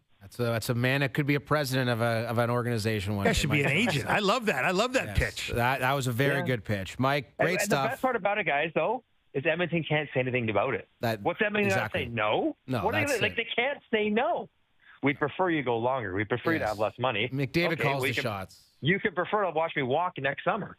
Yeah. You're basically beholden to his good graces to not do anything you don't want him to do, because if he wanted to, you're going to do it anyways. Mike, thank you for doing this. Can you take us through what's going on up at the cottage tonight? Campfire, barbecue, fill us in. I'm here. It is quiet. Oh. The waves are rustling. I literally set my alarm for 4:55 because I had a little nap in the Muskoka room with the breeze rolling through. And the sun will set. I will watch it go down. I got me and my dog, and it is blissfully quiet with nothing going on. It's amazing. That sounds very nice. Sounds good. Yeah, well, we're here at TSN. We're it's really clean in the studio here, so Well, I was watching you with Whit. Yeah. Before I drifted off, so I was watching. All right, we appreciate that. Yeah. Well, once Wimbledon coverage wrapped up, which I'm always into, and then this is it. This is me for the next 2.5 months, basically, just kind of chilling and relaxing and recharging for next fall, which will be here. Sadly, almost before we know it. That's good living. Koliakovo is making his way up north, I've heard, so the blissful quiet is about to end. You'll be hearing bang very soon, so get ready for it. Tell him we don't bring fishing rods to the golf course. No, well, you might see it on Tuesday. Thank you, Mike. All right, boys. Have a great week. That's Mike Johnson, TSN hockey analyst. Yeah, I used to have a cottage. My parents used to have a cottage. And I remember the conversation that my dad had with me and my brother. We're talking about it, and he's like, "Would you guys want to help me keep it going? Contribute more to the upkeep?" And my brother and I were like, you should just sell it. And he did. And now, immense regrets from both of us. You dummies. Yeah, we are very stupid people. That will surprise nobody. Yeah. The Korolniks, the kids, not very smart. What, Bang! Yeah, were you afraid of a little manual labor? Apparently, listen, I don't know what was going through my mind at the time, but it clearly was not very well thought out, because having a cottage, man, I mean, I'm never going to own another one, so it's over. Yeah. Unless I marry into one. Hello, there ladies. There you go. Good idea. I like that strategy. Use the national TV platform. Any girls with cottages out there? Yeah. Interested in a date? Yes, that'd be nice. Your DMs will be flooded. Yeah, I would highly doubt that, but you never know. They will be flooded after I reveal AK's list. That's for sure. AK's list on the other side the most polarizing Toronto athletes in history. This is my version of it. And there's a lot of guys that you could pick on, a very illustrious city when it comes to its sporting figures. I'll reveal my 5 as OverDrive continues. It's Thursday afternoon, TSN 2, TSN 1050, and TSN's YouTube channel.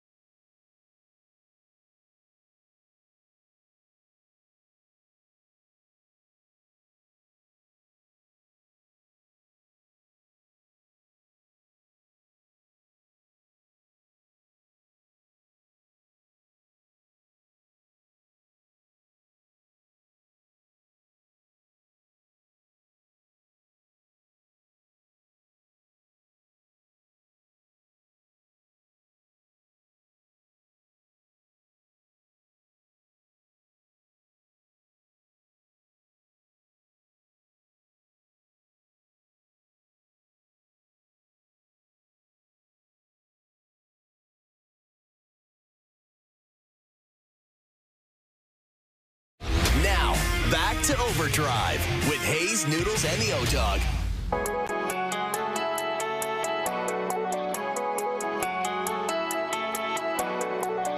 It gets cold in Tennessee in January. Hour 2 continues. This is OverDrive, Thursday afternoon. Korolnik and Feshchuk until 7 o'clock. We're live on TSN 2, TSN 1050, and on TSN's YouTube channels.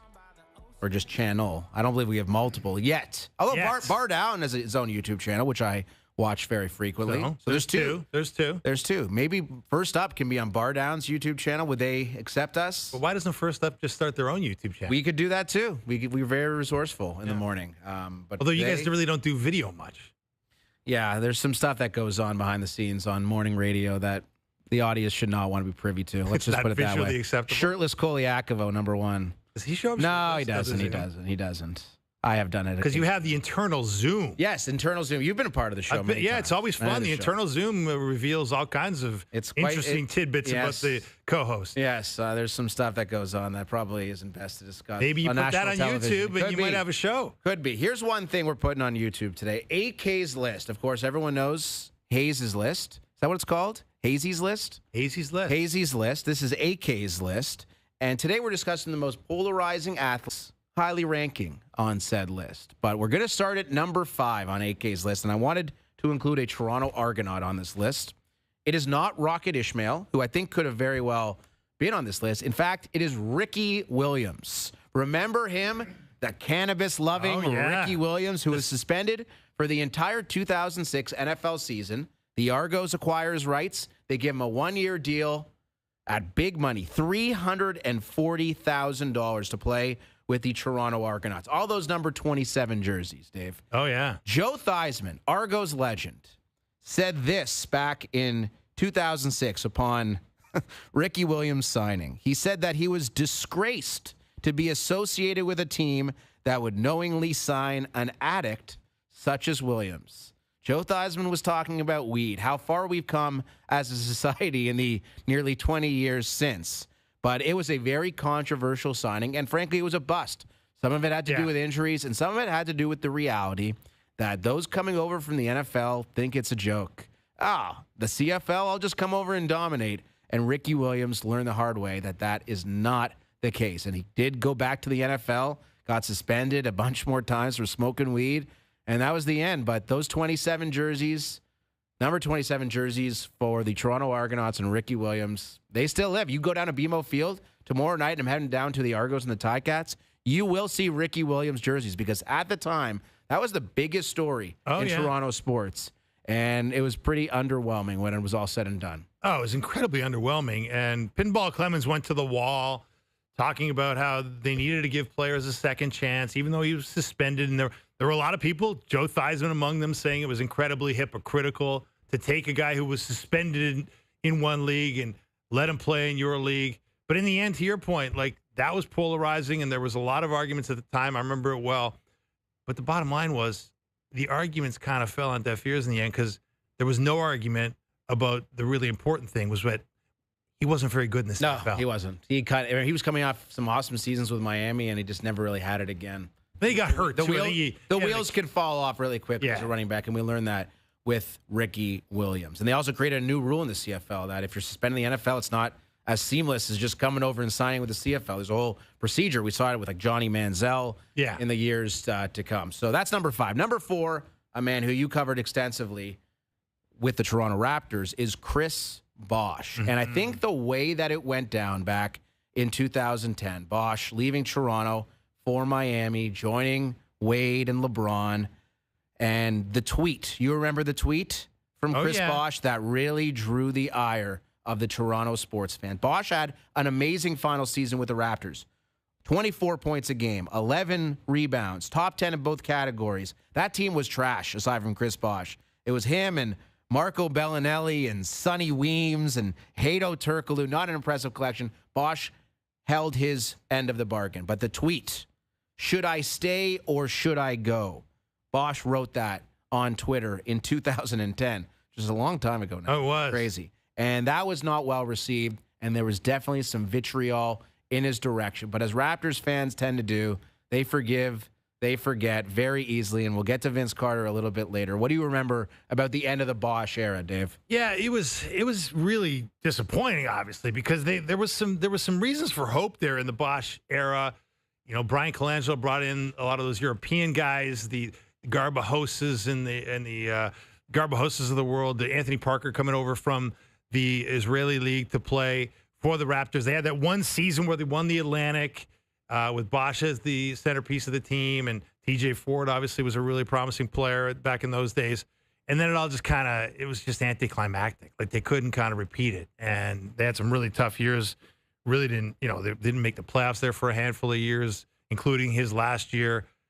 And then he complained, there was complaints about Toronto. Stuff afterwards. That's the one thing the Toronto sports fan hates more than anything. Complaining about Toronto, about Canada, about customs. There was things stuff that about, aren't American. I remember covering the Heat's first game with those three guys, or it was one of their first games, and he'd complained about his cable package in Toronto. People did not like that. Not being very good and too much curling and blah, blah, blah. And it's like... You never have enough Vic Router? Come on, CB4, get it together. I mean, yeah, so I thought that was a little beneath Chris Bosh at the time and kind of shallow stuff for a guy who's very deep. I mean, Chris is a very thoughtful guy. Look, he worked well-read guy. with us here at TSN during the NBA Finals, and him and Dudley, James Dudley, best friends. Yeah. I think they still talk all the time. I bet. Probably not. I bet. Probably not. No, but Chris Bosh was, he was an incredibly interesting guy to talk to. He'd always have a book in his locker. You could ask him about what he was reading, and he was incredibly tapped into stuff well beyond basketball. But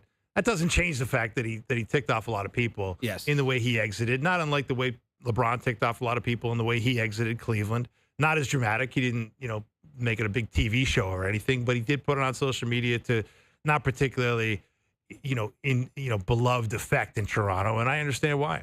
Let's look to number 3 on the most polarizing athletes in Toronto sports history, and I was considering going with Phil Kessel here, Dave. I opted to go with a guy who was viewed as his sidekick in many respects, and that is Dion Phaneuf, the former captain of the Toronto Maple Leafs. We remember how it went down. The trade, Brian Burke brings him over from the Flames on that January night. Still remember waking up and seeing that deal on tsn.ca and being exceptionally excited for what was to come. And Phaneuf was a good player with the Leafs. He was named the captain in the summertime following the trade, succeeding Matt Sundin, which is no small feat and no small role. He just was miscast for all those years. Got a big ticket, did Dion Phaneuf, eventually traded to Ottawa. But he was a guy who was probably more of a 3-4, who was paid as a 1 or a 2 and just wasn't able to live up to the lofty expectations he, in many respects, set for himself in the early part of his career with the Flames, where he was a beast. Yeah. He was scoring a ton of goals. He was hitting like a freight train, which he did in Toronto. We should give him credit for that. But he just wasn't able to sustain that type of play as a Maple Leaf. And I think he and Kessel had their fair share of success, no doubt, but maybe miscast as the centerpieces of a franchise. Yeah, that's a great way to put it. And I think, they were polarizing. They did take a lot of the heat that those teams those teams got thrown at them. Salute Gate, we all remember that. I was going to say that really, Dion did a really good job at times trying to, sort of maybe overachieve. Like he probably wasn't captain material in the ideal situation. He definitely wasn't number 1 defenseman material. That's not a knock on him. That's just like, in the grand scheme of the league at the time, there were better guys in those roles, right, by far. And so Brian Burke, I think made a mistake in making him captain too soon. Made him, obviously didn't have the team to avoid him being the number 1 defenseman because that's all they had. And then, so that's not really on the players. Salute Gate's on the players because that was about the players getting tired of the criticism from the fans, tired of being booed occasionally, tired of the whatever it was. There was various signs of displeasure from the Maple Leaf fan base at the time, and to do what they did and then to sort of deny what they did. That was right at the beginning of the Shanahan era, right? Shanahan had just shown up and he was sort of watching it all. And I think that among other episodes was one of the reasons why Shanahan ended up making wholesale changes. And for all Phil Kessel's talent, and we know he was a talented enough guy to be a regular player, a third liner on a Stanley Cup winning team, Shanahan just decided he didn't want that influence around here, is the way I interpreted it, either from Phaneuf or from Kessel. So that's one era of the Toronto Maple Leafs we'll be looking at today in AK's list. Let's look to another in number 2 on the list, and it's a recent one, and it's Mitch Marner, who just this past week departed Toronto for the Vegas Golden Knights. And I think when we consider the preponderance of the evidence with Mitch Marner, this will go down as almost a tragic situation, and that everything was set up for Mitch Marner to go down as one of the great icons in the history of the Toronto Maple Leaf. Toronto kid, was playing in London in the O, was drafted to the Leafs, and everything just seemed to be on a silver platter for this guy to be as beloved a player as his franchise has ever had, and it just didn't go right for him. All the playoff failures, and he's not alone in that. And, of course, we know what he documented himself, the chronology of events that led to his departure. A couple of years ago, trade rumors. The Leafs could have traded him then. We know they were looking to move him potentially before the trade deadline as well. We know they were looking to sign him, but Mitch Marner just didn't want to be a Toronto Maple Leaf anymore. That ship had sailed, and it's a sad story, and it's a what-if story as well. What if they were able to break through just one time collectively, but it never happened. It never will happen, obviously, and there's a new era of Maple Leaf hockey. And now we look at his legacy, and I think it's pretty obvious who number one is, and there are comparisons which I don't believe are apt at all between Marner and Carter, who we'll get to in just a second. But the debates will rage, and when Vegas comes to town in this NHL season, that will be some fun radio to do, because there will be a lot of yelling and a lot of screaming about Mitch Marner, the past, the present, and the future, and I can't wait. You know what, AK? That's a great summation of the Mitch Marner story arc here in Toronto, and of course the story hasn't ended. But I've been talking to so many people about this, in the last week or so, and the one thing that stood out to me, I was talking to an agent in the game, and he said, the thing these guys didn't realize in this Shanaplan era is that the bar was so low. People weren't asking for a dynasty. They weren't even asking for a champion, although it would be nice if the Leafs could win one. Since the league has expanded from 6 teams into soon to be 34.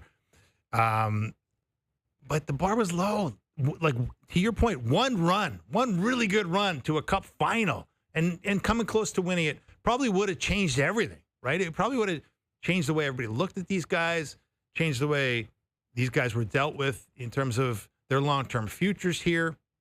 And they couldn't even give them that. Like, they couldn't even get that done. And that's, to me, a big part of the really sad if only part of this story, is that if only they had one run in them, everything could have changed, and they couldn't even give you that. Well, if anyone can prove that a fan base's perception of a player can change, it is number one on the list, and it's an easy one. It's Vince Carter by a mile. I don't even think anyone's close when it comes to the polarizing discussions that a fan base has, even today, where I think you and I are very much aligned. I am not a fan of Vince Carter. I remember 2004 very well, how it all went down. I know you were covering the team at the time. You remember it very well.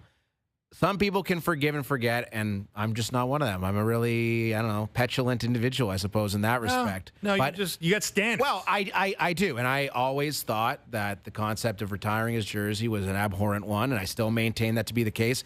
At this point in time, what are you going to do? The number's up there, and you just have to accept it. Don't agree with it, but there's also a large part of Raptors fans who are over it and choose to look back at the positives that Vince Carter contributed, which are fair. I mean, the contributions to the growth of the sport, the growth of the Raptors brand are undeniable. The dunk contest, the incredible highlights that we were privy to for a short period of time, it was incredible. But in my opinion, they do not outweigh everything else that came with it. The writhing in pain on the ground, the quitting on the Raptors, which is what happened at the end. And that was real. And it was real, and it's undeniable. The 15 a game he was averaging with the Raps turned to 27 with New Jersey. What happened? Remember, he told John Thompson in that interview, I just didn't really give it my all. And as an athlete, there is no lower thing you can do than admit you didn't give it your all. Yeah. And that's what Vince Carter did with Toronto. I haven't forgiven him. A lot of people have. That's totally fine if you want to do that, but he is a clear number one on the most polarizing athletes in the history of Toronto sports. Yeah, it's an amazing polarization, AK, because there's guys like you and me who sit here and go, no, you retire a number for the player you were, not for the man you became. Vince's a very good man. He's a good analyst. Everybody likes Vince. That's not the point. The point was the stuff you laid out. His actions as a Raptor were disgusting. And as much as, he put us on the map, he actively tried to wipe you off the map. And he actually kind of succeeded for quite a few years. For a decade, until DeRozan and Lowry were doing their thing in, I guess, the early parts of the Masai Ujiri era in 13, 14, 15. Franchise was a joke around the NBA. And a lot of that was on the departure of Vince Carter. And look, the mismanagement of Vince Carter was also very real. The guys running this franchise at the time were not particularly adept at NBA team running. But look, I mean, ultimately, it's an amazing debate to me that people can be so far apart on how they feel about this. There are people who will, people who've, tried to get at me physically. Really? Because, oh, yeah, I've had a few of those. And, not anything really crazy, but people that get really agitated when you make the points that we're making here because they just love the guy. And love and affection, especially when it's from your childhood. I think a lot of people that make these arguments were kids, really young people when Vince was in his prime, and he was a dunk contest winner, and he was almost like a cartoon character of a player. And they just have this incredible attachment that you can't speak ill of the man, or they get really upset. Well, and I think that's another reason. Again, I'm in my mid-30s when Vince Carter was in his prime, drafted in '98.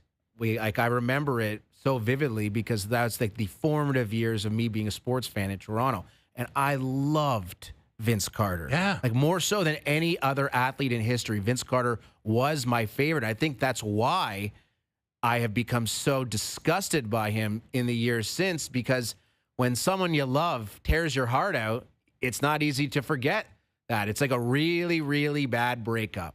And I couldn't have possibly been a bigger fan of Vince in those days, and the dunks and the dunk contest. I still remember it. I was like 13, 14 years old. I was there, man. It was so spectacular that we had in our city the best athlete on the planet, one of the best players on the planet, and he was so much fun to watch. And then we remember the series, Iverson against that was as good as it gets. 50s, yeah. Like so good. And it's just so sad that it ended that way. And now, he's revered in the city. The guy's the only player to have his number retired by the Toronto Raptors. Big mistake. I agree, but at this point, you kind of just need to shrug it off and accept that it happened. That was a decision they made, and I don't know how much influence Masai Ujiri had in that decision. Sure, a lot would be my guess. Well, Masai, but I think the marketing department got the best of him. I think it was shrewd marketing because this was a season for the Raptors that had nothing going for it. I think everybody knew it was going to be an ugly one, so let's build it around Vince Carter, and we could sell some tickets and make it a marquee event. And they did a very good job of that. That's a great point. Like, if they were a championship team this year, no way. They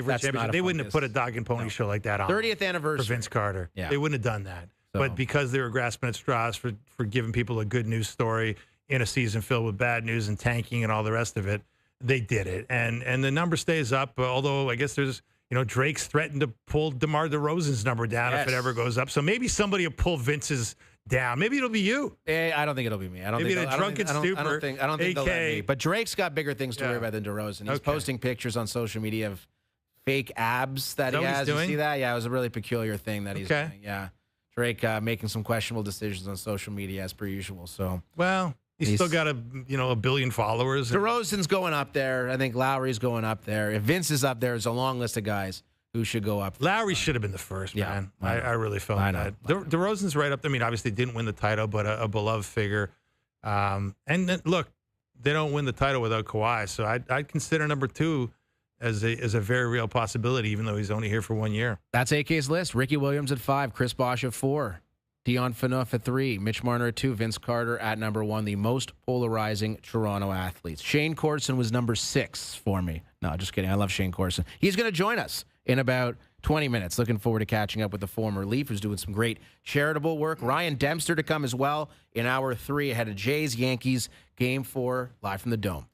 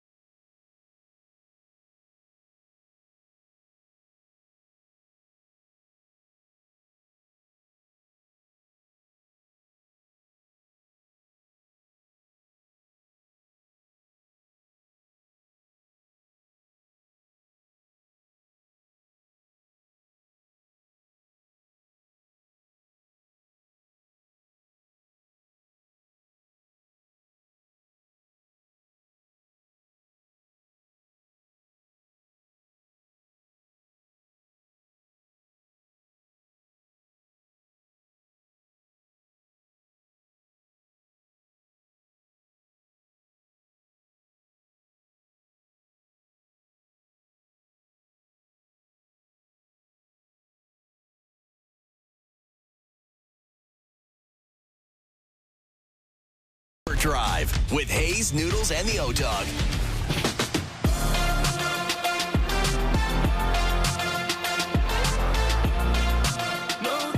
Hour 2 continues here on OverDrive. Jays Yankees tonight, and Toronto even more shorthanded than they've been the first 3 games, Dave. Andres Jimenez will not play tonight. He has an ankle problem. Bo Bichette also out of the lineup tonight. Dalton Varsho seems like he's on the path to recovery, but he's not playing tonight either, nor is Santander. So the Jays, and I think the most impressive part of this stretch has been how well they performed offensively in spite of being without a bunch of their best players. Mm-hmm. And that will continue tonight. Andres Jimenez is not an incredible hitter, but he had a big night last night, and the Jays could use him again, but he will be out of the lineup. So we'll see what they've got. If they get sweep the Yanks, that'll be quite the environment down there at the Dome. It'll be great, man. These are the nights you live for. You know, if you're a downtowner. I mean, Oh, yeah. The dome's open, the weather's perfect. The Yankees are in town, and by the way, you're in first place for the first time since 2016, and you can take sole possession of first place with a win tonight. Like, you have to love it. Serious business, man. Yeah. Could go to 11 games over 500, the Jays, with a win over the Bronx Bombers tonight. And I would love to see that for obvious reasons. But not tonight, a fan of the Yankees, in the slightest. But, you know, you talked about earlier in the show about how, you know, there's been so many guys who've been instrumental in getting this run going because it hasn't been, you know, the high-priced Santander who's been hurt. It hasn't been Varsho who's been hurt. It hasn't been Bo Bichette of late because he's been hurt. Well, we're going to need more of that tonight, right? Because you get the likes of Nathan Lukes hitting leadoff, playing center field with Jimenez out now. And, you know, you got to keep next man up mentality going here. I mean, nice a Vladdy night. Like, Vladdy, go yard and have 5 RBIs tonight. Like, why not? I think we're long overdue for a big, massive Guerrero evening. Well, what was Rich Griffin was on the morning show today? You were absent, obviously, because you're here. But I think Griff called him, the most expensive singles hitter on the planet? You know? Yeah, and he's an impressive singles hitter. Like, they're hard singles. Like, they're 105-mile-an-hour singles. You know, but, yeah, you're right. Like, let's change the launch angle and get a few of those out of the park tonight. We've got Ryan Dempster joining us at 6:30. We're looking forward to that. Again, Shane Corson coming up in less than 10 minutes. Hour 2 of OverDrive in the books. Hour 3 is next.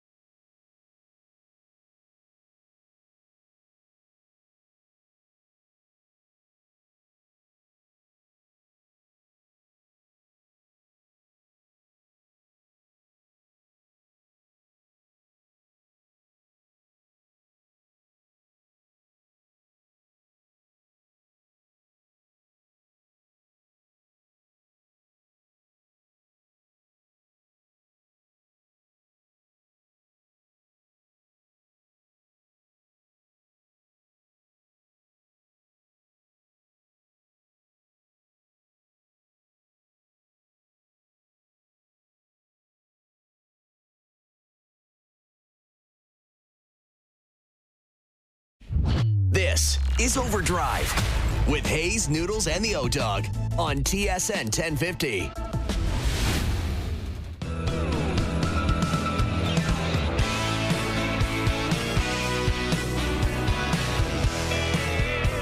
Welcome into the third hour of OverDrive, a gorgeous Thursday afternoon here in Scarborough, Ontario. Korolnik and Feschuk holding it down until 7 in place of Brian, Jamie, and Jeff. We are brought to you by FanDuel, bringing you everything from the opening line to the final score. We've got Shane Corson joining us in about 5 minutes. Looking forward to that. Ryan Dempster as well at 6:30. He'll have some thoughts on Clayton Kershaw getting to 3,000 strikeouts last night. Incredible. Which in this day and age is a remarkable achievement. And there's been debate, will it ever happen again?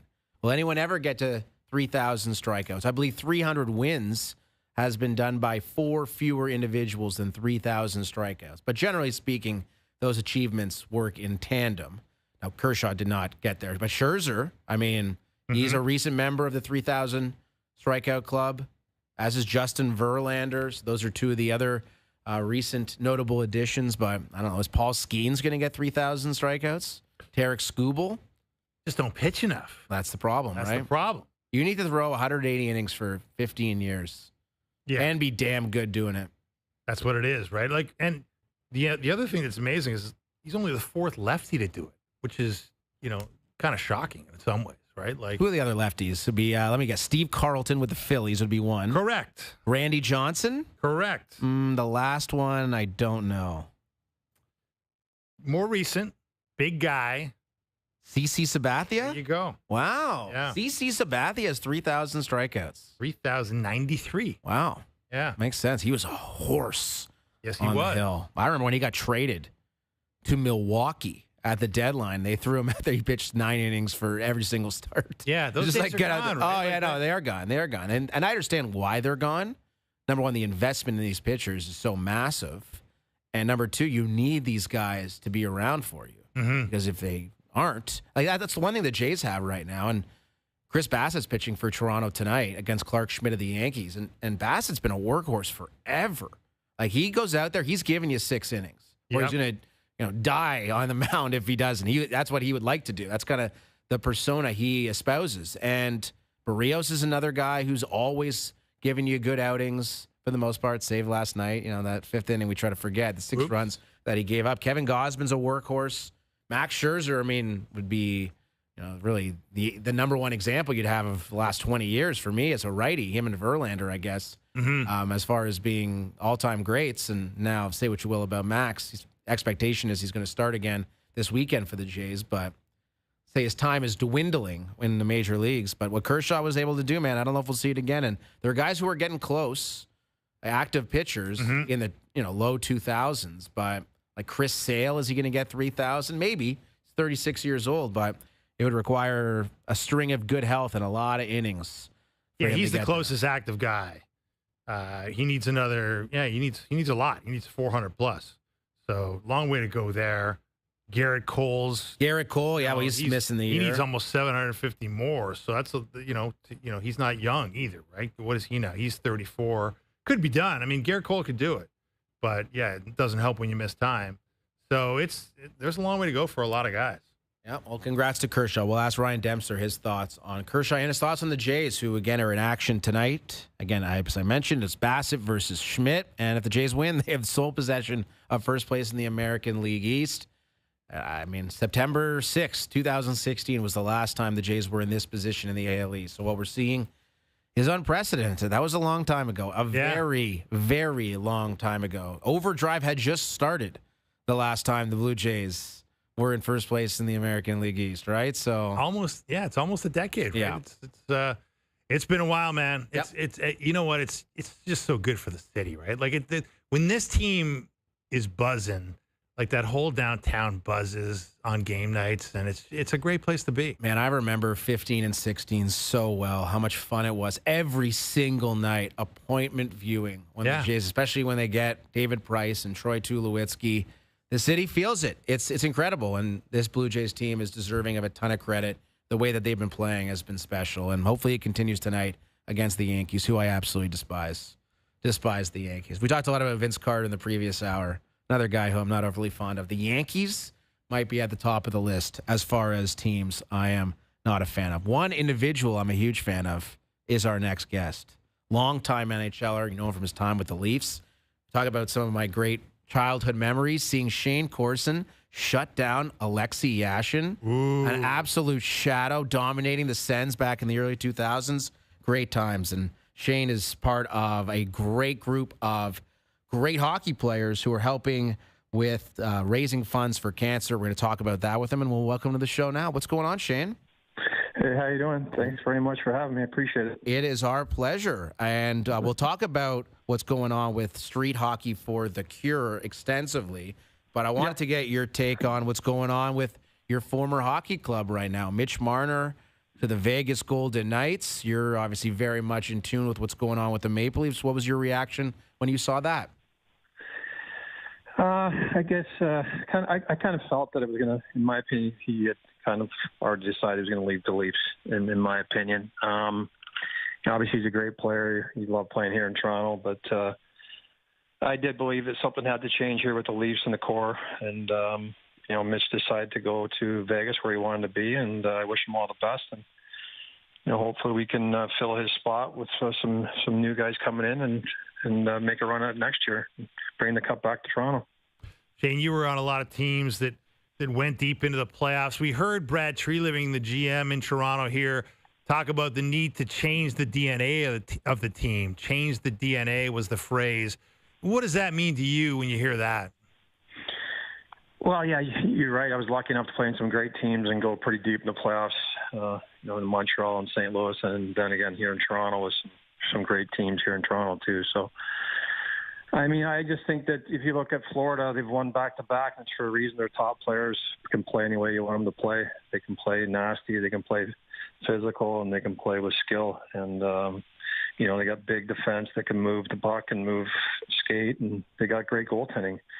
So, I mean, I think with the Leafs, they've had some great regular seasons. You can't forget they were up 3-1 in Game 3. They could have been up 3-0 on Florida. So, yeah, you definitely have to give them some credit. They could have beat Florida, then moved on. Then who knows what was going to happen. But I think that you got to go and play playoff hockey all year round. So when it comes to playoff time, you're ready to play that style. And I think that's what he meant by that. Is it's 200-foot game, and you got to be able to play in your own zone, play in the neutral zone, and do the job offensively too. And I think that's what he was talking about. That he wants guys that can come and compete every night and compete hard. And I'm not saying the Leafs didn't do that, but obviously they couldn't get it done, and it's been a few years that core has been together. So, I felt something was going to change there, and obviously it wasn't obviously it wasn't just the Leafs that made that decision. It was Mitch, and he had to do what he thought was best for his career and for his family. So, like I said, I wish him the best, but hopefully we can get some new guys in here and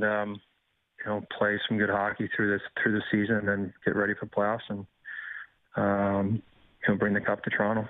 Shane Corson is our guest, and you played for a long time in the NHL, including here in Toronto, and you've seen a number of players come and go in different environments. Do you anticipate Marner looking different playing for Vegas than he did in Toronto, and most notably in the playoffs? Yeah, I mean, it's always tough to leave when you've played somewhere for a long time. I remember when I left Montreal, I played there 6-7 years and went to Edmonton. It always takes time to get comfortable with that team, and it's not always greener on the other side of the fence, the grass. But he's just a hell of a hockey player, anyways. He's a great skilled player, great offensively, and he's going to do great down there. I mean, I look at a guy like Phil Kessel, who had a tough time here in Toronto at the end, and went to Pittsburgh and won a couple of cups. So you never know what can happen when you go somewhere else. Vegas has won it before. They're a good team, and they play the right way too. They got big, strong defensemen, and they play both ends of the rink, and they got good goaltending over the years in the playoffs. But I think he'll fit in there nicely, and he'll do his job and play his role. And I think that, like I said, I think he'll do well there, and I wish him the best. And like I said, hopefully with the money that they save from paying Mitch, that they can bring a couple of guys in here that can help the Maple Leafs win and do the job, like you said, change the DNA a bit, and you make some changes, because obviously it wasn't working. The ultimate goal is to win the Stanley Cup. I mean, And if that's not happening, then you have to make changes. And unfortunately, that happens in the game of hockey. It's a business. Shane, you talked about that game 3 against Florida, right, where you're up 3-1, up 2-0 at some point. You had this chance to take a stranglehold on a series and really put pressure on the Panthers in a way they haven't had pressure put on them in quite some time. I mean, in your experience, on those teams that went deep that you played on, the Habs team that went to the finals and lots of other really good teams, what's your experience in those moments? Like, because Tree Living's talked about how they've got this Leafs team has to be better in critical moments.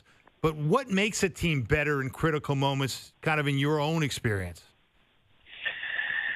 Well, I was lucky enough playing some teams that went deep that had great leadership. In Montreal, I had Bob Gagne and Chris Chelios, who were my captains when I was there in Montreal and Carbonneau. And then obviously in St. Louis, when we went deep and lost to Detroit in double overtime, it was Gretzky, and we had McTavish was another captain in Edmonton, but Gretz was our captain in St. Louis, and McInnes, and lots of leaders on that team, Howard, Chuck, and a lot of former captains on other teams. And Sundin, obviously here in Toronto, great leader. I don't think he gets enough credit. He was great leader in that dressing room and for the Leafs. But sometimes it comes down to leadership. And like I said, though, it's just playing the way you need to play. And Bob taught us one thing: is you can't get too high, you can't get too low throughout a game, never mind a series. And they were up 3-1, and then it's 3-2, and I think they start squeezing the sticks a little bit harder. But I think it's just a learning experience, and hopefully they learn from that experience, and they can handle it better the next time. And I think that's what Tree Living meant by changing the DNA a bit too, because the top players and the great players and the guys that win championships, they play their best hockey under the most pressure, and that's why they're great and players and great people and are on great teams, and they make teams around them better. Look at guys like Gretz, I mentioned already, Messier, and these guys, they just put guys in their back when it's big games, and they know how to perform and play under those circumstances. So that's what they need. Shane Corson is with us, and in September, a new celebrity street hockey tournament is coming to Toronto in support of the Canadian Cancer Society. I know you're a big part of it, Shane, and I'll tell you, Dave, I would not want to go up against Shane Corson in a street hockey tournament. That's one guy I like to avoid. Cujo's there, Dougie Gilmore is there, Brad May, Rafi Torres, amongst others, but Shane Corson would scare me quite a bit if I was going up against him. What can you tell us about the tournament, Shane, and why you got involved? Well, you wouldn't have to be too worried about me, buddy. I can't run very well. Yeah, right. Maybe I'd be a little bit worried about, but it's pretty easy for me. I lost my dad when he was 45 years old of cancer, so it's a pretty easy decision. Scotty McKay was one of our trainers in Toronto. He suffered with cancer, and he's a good friend of mine now. And just, we were lucky to play a sport we love to play, and we've got to give back and to the communities and help out in any way we can. I think it's very important for us, and it's very important for me, obviously, because like I said, I lost my dad when he was 45 years old to cancer. So you can help one family not have to go through that. It's well worth it. So like I said, it's just an easy decision for me, and it's a lot of fun too. And not the running part, but hanging with the guys and playing some hockey, and you never lose that. You love being with the guys and the girls and playing the sports and being in a team environment, which is a lot of fun. And you can do something great cause and raise some good money. And like I said, just try to help, even one person. It's well worth it. For more information to register for the tournament, www.cancer.ca/street hockey for the cure. Thanks so much for doing this. Thanks for contributing such a great initiative. We love having you on the show, and we hope you have a great summer, Shane. So we'll see you in September.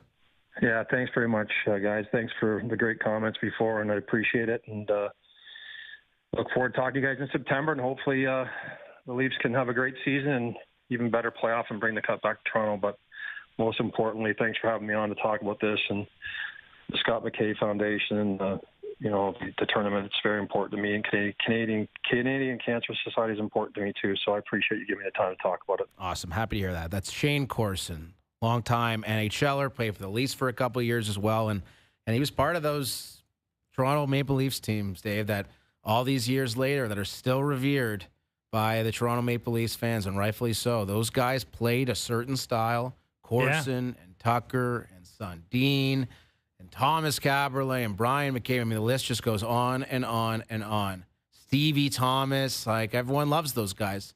It's because, I mean, they had success, not the ultimate success, but they had success and they played a way that Maple Leaf fans really respected. And Shane Corson was a prime example of that. Yeah, they got to that 0-2 team, got to the conference finals. Marty Gelinas had to score that goal. O-Dog got a big goal in the big game, the Game 6 where the Hurricanes closed out the Leafs. And, it's but you're right. Like, your legacy, you don't need to win a cup in this town to the point of the bar being low in this town. And I'm not disparaging it. It's just because no one's won a cup for so long. Like, you don't have to have won a cup to be remembered really well, to be beloved by the fan base. And Corson, Tucker, all those guys on that team, they're remembered, really, really, admiringly by the fan base for a reason because, they didn't win the ultimate prize, but they brought it every night. And you knew their heart was in it. And I think another guy who would exude those types of qualities that you just referred to, Dave, is Matthew Knies in 2025. He's a guy who's a hard worker, is beloved by Leaf fans because he plays a certain style that this market really respects. And I want to play this clip from Knies, who spoke to the media following signing the 6-year contract extension, just under $8 million. Listen to how he rationalizes the contract that he signed. I think we could take a lot from it. It's pretty special, I think it's some of the most diehard fans you'll find. And honestly, I can say in almost all sports, I think that everyone's so invested. The whole city's, constantly, wanting the best for us and wanting us to win. And, I think that's what every guy on our team wants to do is just to deliver that to them. And, it's a special place to play. I don't think anyone feels, that it's too much or it's not the right spot. I think everyone loves it and enjoys it, and so I'm pretty fortunate to be playing for them. And he went on to talk about just how he wants to win more so than anything, and it was all about winning. And if his taking less or adding an extra year could contribute to that, that's something that he was able to accept. And of course, we know how it's played out with the Leafs with the contracts, which has been the only conversation that we've had about Matthews and Marner and Nylander and Tavares over the last decade, seemingly. It's in part a lack of success. We've been talking about that a lot in the playoffs, but more so than anything, it's just the contracts. What's the contract going to look like? Yeah. Extension, how many years, how much money? When in reality, none of those guys really accomplished anything in the Stanley Cup playoffs, and yet they still got everything that they asked for, and which has been kind of the downfall of this era of the Toronto Maple Leafs. And it does seem like Shanahan is out, is a new era of the contracts or the conversations surrounding them, perhaps changing, which would be a welcome thing for anybody in this market because we've exhausted those conversations over the years. And Matthew Knies, John Tavares, maybe they're at the forefront of this, and we'll see how it goes from here, but I don't think you can come to any broad conclusions about how it's going to play out over the years, but it does seem like the priorities may be changing just a little bit with these guys as far as money goes and winning the contract negotiations as opposed to winning playoff games. Look, I mean, Matthew Knies did okay for himself. Listen, he's not going broke. He's not playing for the minimum. But I think we would agree that could have looked for an offer sheet. Yeah. And if he was looking for the most money. Well, yeah. Let's face it. When some of these other guys were in RFA status and there were threats. There were threats of the offer sheet. Exactly. You know where those threats emanated from. Yes, and now they're in Las Vegas. Exactly. So you're right. No, that's a good point. I mean, and Matthew Knies. I mean, he's saying all the right things, but he plays the right way. Like he has there's every indication that Matthew Knies has the DNA to be a playoff performer. We saw, he has been. He has been. I mean, but I think, look, he's a young guy. I think the Leafs are hoping. We've only seen a glimpse of it. We've only seen the tip of the iceberg. He's 22 years old. There's a belief that he can give even more than the 5 goals in 13 games in the playoffs he got this year, which were, really good. But I mean, there's more in there for a kid this young who's got this kind of attitude. It's great to hear him talking about the fan base in such a complimentary way. It doesn't feel forced. It doesn't feel insincere. The idea that it should be seen as a privilege to play for these fans. It should be seen as an incentive to make them happy. Like I don't understand the counter argument that people care and that scares me. Like that seems to be a prevalent feeling in the NHL, and I just don't see it in any other sport. Well, there's that, and then there's you look at the Yankees or the Red Sox or the Patriots or the Cowboys. No one ever says, "Oh, the media pressure, it's the downfall of us." That's why we're not performing up to expectations. That's why we can't succeed in the playoffs. There's just too much pressure and yada yada yada. Not that anyone has come out and explicitly said that with the Leafs. Or, I mean, we had Thatcher Demko on yesterday, Dave, and he talked about the media pressure and how it affected the Vancouver Canucks season, how it went down the toilet. I mean, of course, the JT Miller, Elias Pettersson stuff was a little bit different than you'll ever see in a professional sports locker room, but it's clear the media can have an effect. And for whatever reason, the Canadian hockey markets, it seems to be more pronounced than anywhere else. The Yankees, can you imagine what a Yankees playoff media contingent would look like? Would be just be like a Tiger Woods gallery in 2001, like a deep, and you're never hearing anyone talking about that. It's a privilege to have people care about you. It should be something that you should be looking for, not running from. No kidding. Yeah, most people live their whole lives in obscurity, and these guys are adored and paid attention to, and obviously very well compensated because of that attention.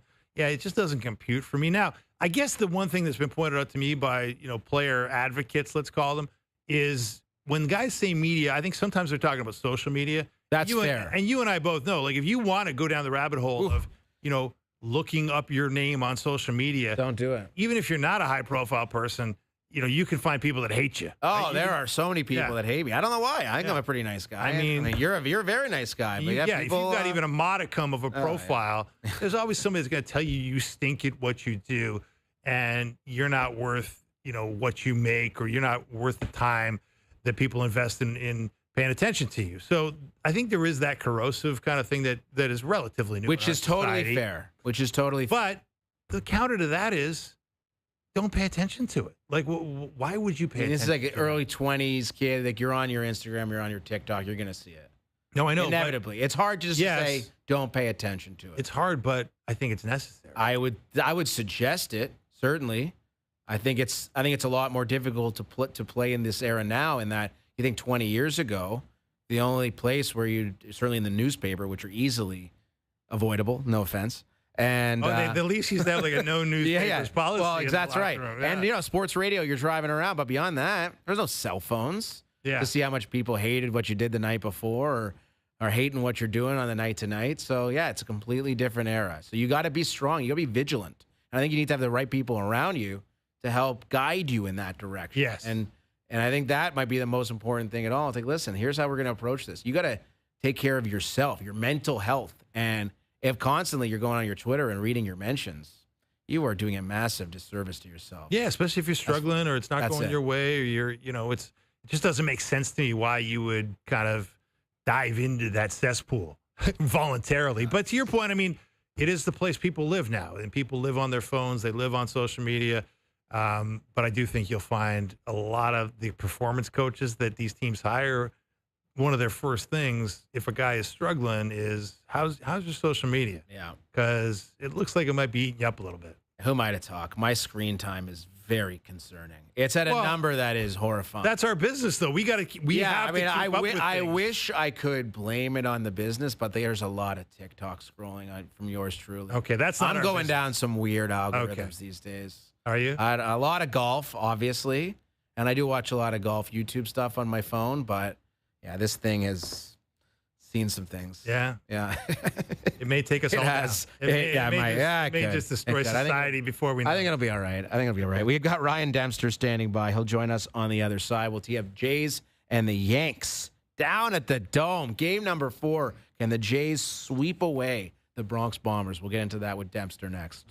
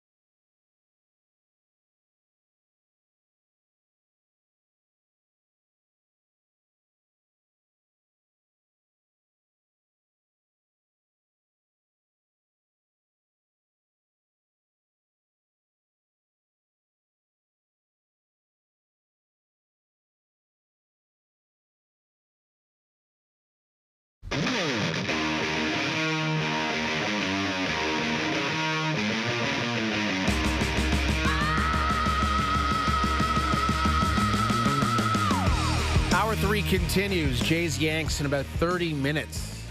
Hopefully I hear another one of those while driving home tonight like I did yesterday. Addison Barger home run and Davis Schneider home run in the first inning. Davis Schneider, 2 bombs yesterday. Wow. How about that second one he hit, too, opposite field? Didn't know he had that in him. Yeah. But that's great to see. And we had Whit Merrifield on with us in the first hour. Ryan Dempster will join us here in just a moment. And I'll never forget that series at Fenway Park that Davis Schneider had where literally every single pitch that was in the zone he destroyed. He was just destroying everything. And hopefully that's to come again. And it's the depth that this team needs, right? They've got a lot of injuries right now. Bichette's not playing tonight. Andres Jimenez isn't playing tonight either. Yep. They're going to need the Schneiders. They're going to need the Nathan Lucases, who's leading off tonight. They're going to need Ernie Clement. And they've gotten great contributions from those guys all year. Miles Straw. I mean, who saw that coming? Remember when he was acquired in that deal that the Blue Jays thought was going to net them Roki Sasaki? That's right. In the international money, and Sasaki's been a ghost for the Dodgers, been hurt the most of the year. And Straw, they're paying him a lot of money, but he's been important. With Varsho getting hurt, he's been a important guy out there in center, a really good defender, and he's hit a bit too. So everything's coming up Blue Jays right now, Dave. It's something. Well, the Schneider one's interesting because, when we've been talking about the approach of the trade deadline on July 31st, one of the needs that has been voiced by the Blue Jays is right-handed pop, right? Right-handed bat. Makes sense. David Schneider, of course, who hits right, that's a bit of a wake-up call, right? To say, hey, we're looking for someone that does your job because we need more guys doing it better. And a night like last night goes a long way to saying, hey, I'm here. I can be your guy. And you got to continue because it hasn't been a great year for him, but, can start now. He's kept that mustache intact for all these years, David Schneider. Yeah. It is thick, and it is ever present. I respect that. I respect that immensely from David Schneider. Yeah. A lot of guys, you struggle sometimes in pro sports. Maybe you go with a beard. Maybe you go clean shaven. But Davis has been pretty steadfast in his belief about the mustache. It's his look. It's rolling now. I mean, why change now? I mean, the guy is red hot when it comes to hitting, and you got to keep that going. So we'll see how it goes tonight for Davis Schneider and the Toronto Blue Jays. And we have a man on the line who I'm sure is keenly interested in the prospects of the Canadian team that resides here in our city. He is Canadian. He's with the MLB Network, longtime MLB pitcher Ryan Dempster, joining us here in hour 3 of the show. Ryan, good evening. How are you? I'm doing really great, guys, to be honest with you. That's I just what I found can out hear. today that I found out today I was the first ever Chicago Cub that Clayton Kershaw struck out. So turns out I wasn't the only great hitter he got, So how did that work? I guess obviously you were pitching that day, and the 9 spot in the order was up, and Kershaw comes in. Fill us in on that story. Yeah, more likely than not, it was probably to that curveball he had. And he knew that if he kept throwing that fastball, I was probably going to hit it in the on-deck circle the other way or something. But, that was kind of an interesting stat. I ended up beating him that day, but kind of funny when you put life into perspective. This dude strikes out 3,000 batters, and on the Cubs, that was the first Cub he ever struck out. He's been pitching for a long time, guys. I got a lot of gray in my beard. A long time and a lot of strikeouts. And I do have some Clayton Kershaw questions for you. Yeah, it's incredible. It's incredible. So we'll get to Kershaw in just a minute, Ryan, but I want your thoughts on what's going on here in Toronto and the Jays, who are laying a beating on the Yankees seemingly night after night. A lot of excitement here in Toronto about the baseball team. What are you seeing? Yeah, it's awesome, man. Like, this is what it's all about. We want stuff like this for the game. It's great. Interdivision rivalries and for, Canada's lone team, the Blue Jays, we know how awesome that place is. When it gets rocking in the Rogers Center, I've been saying it over and over, it's one of the best places as a home player. And the noise is turned up right now, rightfully so, and they're tied for first place and got a chance. But no matter what happens today, what a series so far, right? Like, for them, that's awesome. Statement series. We belong here. We feel like we should be here, and the fans feel that, and it's great, and it's great for the game. It's awesome. Ryan, one of the big moments last night was an interesting pitching decision with Aaron Judge at the plate. The Blue Jays lead was suddenly collapsing after they'd led 8-0. They're still up a couple of runs, and it's Judge up to the bat with a guy on base, and John Schneider chooses to pitch to him in that moment. Where are you on that one? I have long been saying that if Aaron Judge can affect the score of the game one way, or like if he can sway the score where it really matters, I'm not pitching to him, not right now. This guy is the closest thing we've seen to Barry Bonds, even more so than Shohei Ohtani. He's the best pure hitter in the game, and the amount of power he has, he's dangerous, man. But I also understand it. Like, that's not an easy decision. It's easy for me to say I wouldn't have pitched to him, but I'm not John Snyder and have Cody Bellinger on deck. Now I fire them up. You know, like, there's a part of it too where you gotta manage all that. It's not easy. I don't envy that position, but man, he's a good hitter, and he proved it. And I have a feeling tonight, if that presents itself again, you might not see him hit. I would guess that to be the case as well. Ryan Dempster is our guest from MLB Network. I was curious to know your thoughts on how a hitting coach can affect a ball club. And we saw the Blue Jays hire a new guy. His name's David Popkins, and we're seeing the Jays hit like we haven't seen them hit in a very long time. And, of course, I know you're a great pitcher, Ryan, but from your observations from the other side, how much can a hitting coach affect a way a team hits? Yeah, I wouldn't even just limit that to hitting coaches. I think coaches in general, right? We all have that from youth age where we had our favorite coaches and we had coaches we didn't gel with. That doesn't stop because we're professionals. It's the same thing. It's work.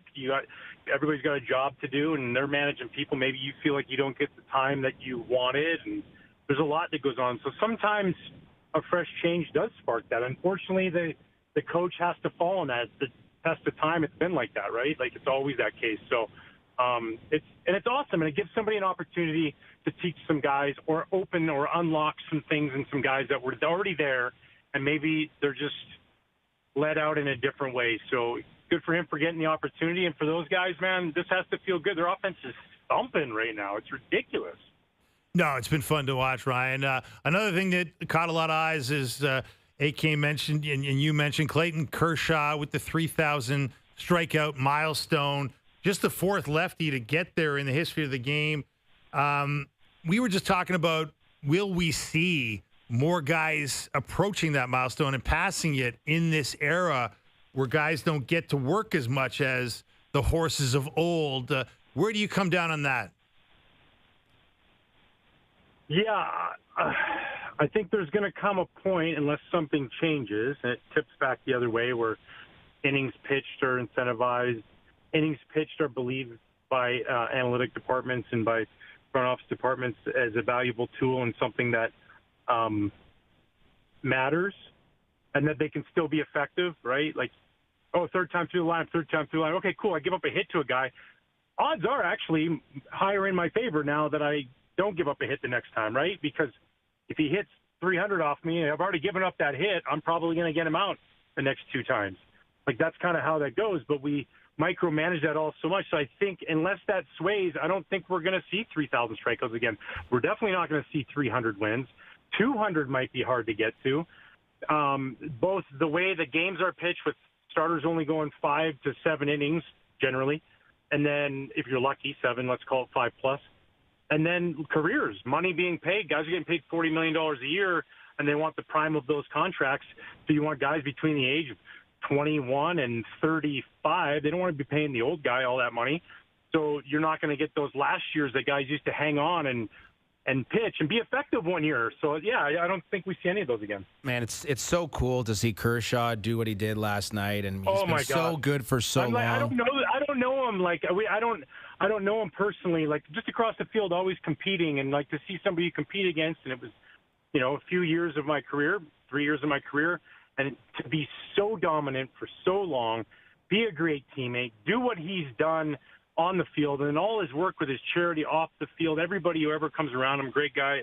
Everything about it is just pure baseball magic, first ballot Hall of Famer, and it's just cool to see the way his guys around him loved on him last night, too. It was special. Yeah, I was going through his baseball reference page this morning and just looking at that stretch he had from like 2010 to 2017 where like the ERAs in the low twos, like 250 Ks, close to 200 innings, winning 18 games, just as old school as it gets. And here in Toronto, we have a guy who's essentially the right-handed version of Clayton Kershaw and Max Scherzer, as good as it gets. Another guy who's right up there with 3,000 strikeouts.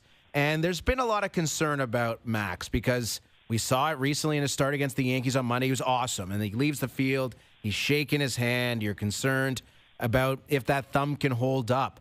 And I mean, listen, we all deal with it. You get older, you deal with injuries. That's just how it goes in professional sports. But what do you think is reasonable to expect for Max going forward here, Ryan?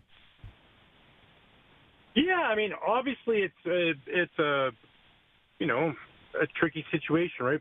We get older and our body starts to not work like it used to, and he's having issues with that thumb. And I thought he was pretty effective last time out, and like he hasn't pitched a lot yet. And so if you can get him going, this is a guy who knows how to pitch in big moments and slow the heart rate down, and it's a manageable thing. But it's like he's getting his spring training. It's been going on forever for him.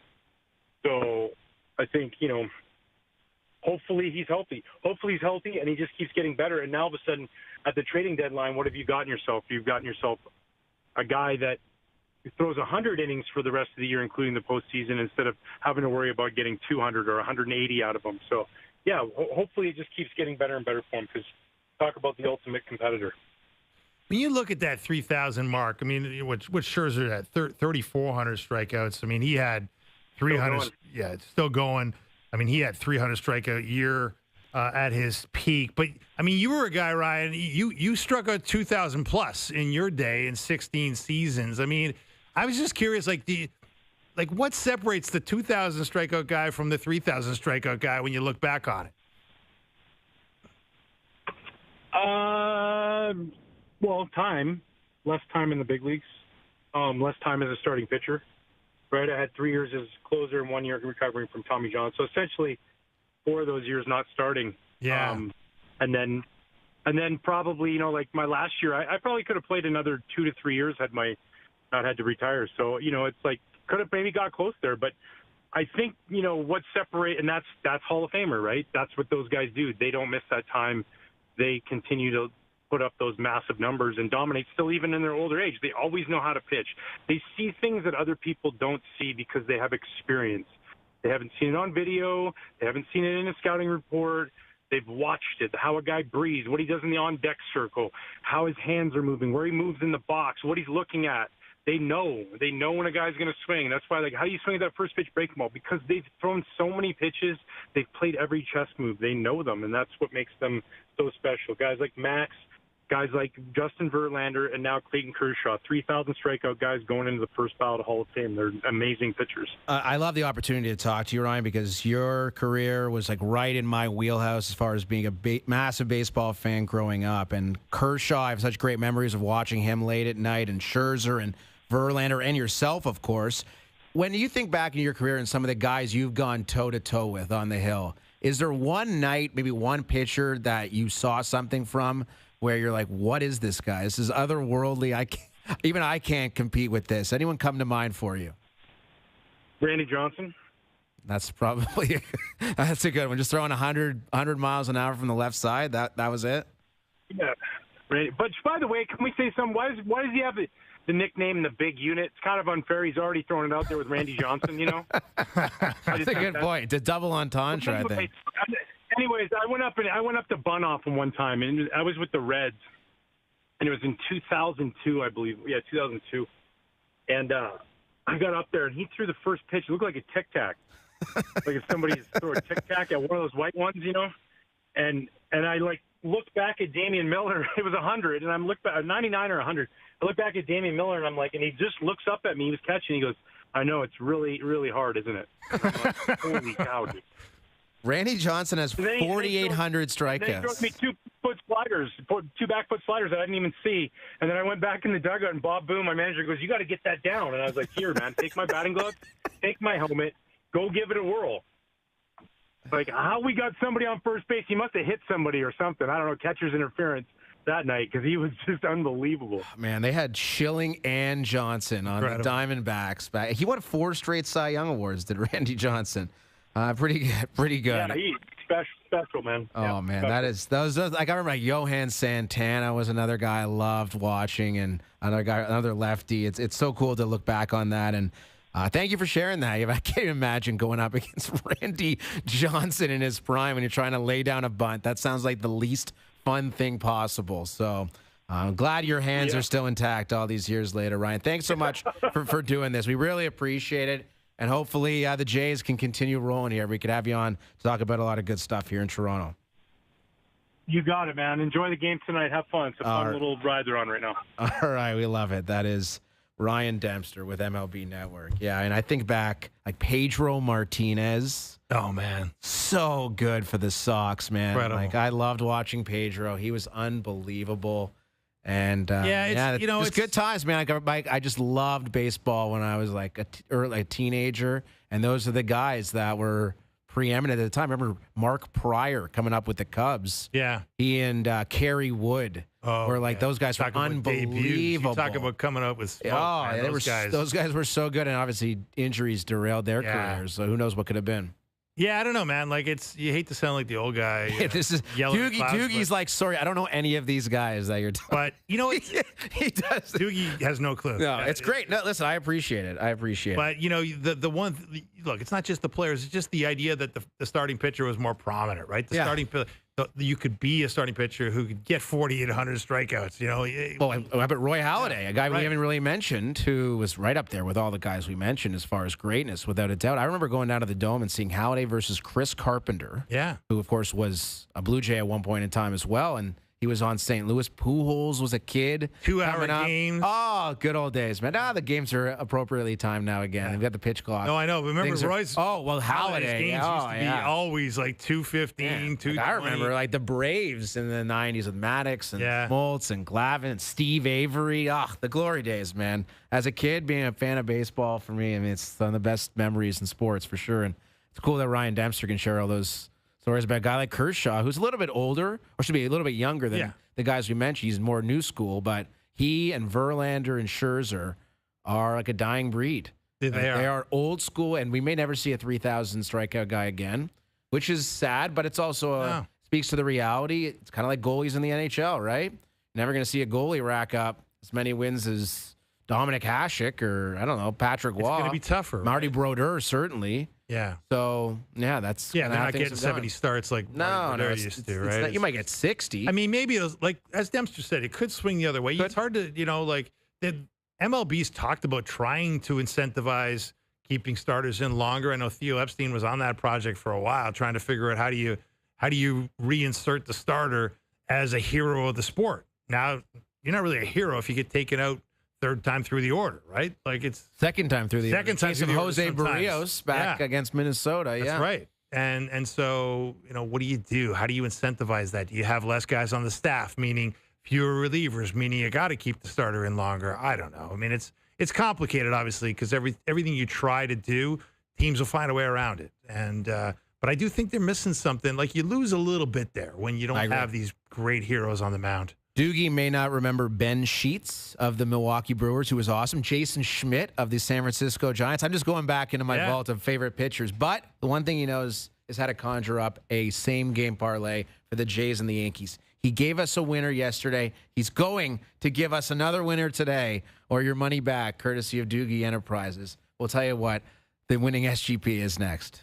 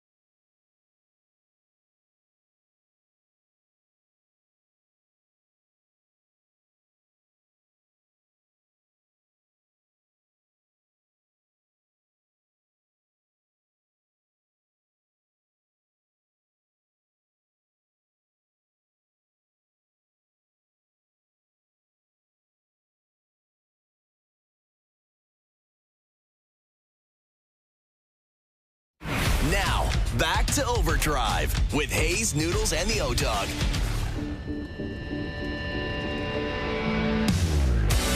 All right, we are wrapping things up, I should say, here on Overdrive. And it's time now for today's Best Bets, powered by FanDuel. Make your picks and assemble a same-game parlay in seconds on the FanDuel Sportsbook app. I was hesitant to let Doogie come up with the parlay yesterday, but I was obviously very pleased to see Doogie came through with a winning SGP. So he has come up with another one for us today, and it is spicy. Okay. Very, very spicy. Doogie likes the Jays to win on the run line, minus a run and a half. Aaron Judge, 2+ total bases. And Vladdy to pick up a hit, plus 740 on FanDuel. Doogie, about to make you some money you could spend at the bars this weekend in downtown Toronto. Today's best bets are powered by FanDuel. The first inning means as much as the ninth when you bet baseball on the FanDuel Sportsbook app. Please play responsibly, 18+, physically located in Ontario. Do you see MLB is investigating that pitcher? I think his name is Luis Ortiz for some nefarious business when it comes to betting on baseball. You know, you can bet on like the first pitch of an at-bat, right? And they went back and looked at a couple of instances where threw the ball like way over the batter's head. Yeah. And you're like, okay, that's a little weird. And there was some money on those individual props that raised some red flags around Major League Baseball. So listen, this is always going to happen. This has always been happening. So for those who come out and say, well, betting is causing this, no. What's actually happening here, at least in my personal opinion, Dave, the fact that gambling is regulated to a point where we're able to find out these things are happening as opposed to not understanding them at all is actually a good thing for sports. And we saw it with Jonte Porter. Listen, how many times over the years do you think athletes have shaved points, done some shady business, and we never found out because you couldn't track how the bets that were coming in to see any sketchy activity? Now you can, and these guys are being caught and punished severely. Not saying Luis Ortiz is guilty, still under investigation. Malik Beasley's another example, under investigation. Yeah. So it's a good thing, regulated gambling. Shout out to FanDuel, quality company. Look, the regulation's good. There's no doubt about it. There's still obviously an illegal market that is not tracked. So yes, that hasn't gone which we away. need to figure out. That's a lot of tax dollars not heading to the governments that we could use. But I would say this, AK, like the preponderance of betting and the popularization of it, I think you'll find there's people who believe that that's, it's led people to be more interested in it, right? And to maybe say, if you've got a pro athlete buddy or a college athlete buddy, hey, what can I bet on in that game? Or what's going to happen tonight in your game? Fair. And that's how these things kind of get started. Well, I'm going to bet, Dave, that the audience loved this 3-hour program of Overdrive. I hope so anyways. I had a great time with you. Great time with Joe from the Bridge and Doogie and JP. Fantastic work as always. You'll be back tomorrow. The Tap Man, Al's brother. I'm back on First Up. So only about 11 hours till I'm back on the air. All right. Can't wait. I'm fired up. We'll talk about the Jays game and all the happenings around the NHL. So thanks on behalf of everyone here at TSN 1050. This has been Overdrive on this Thursday evening.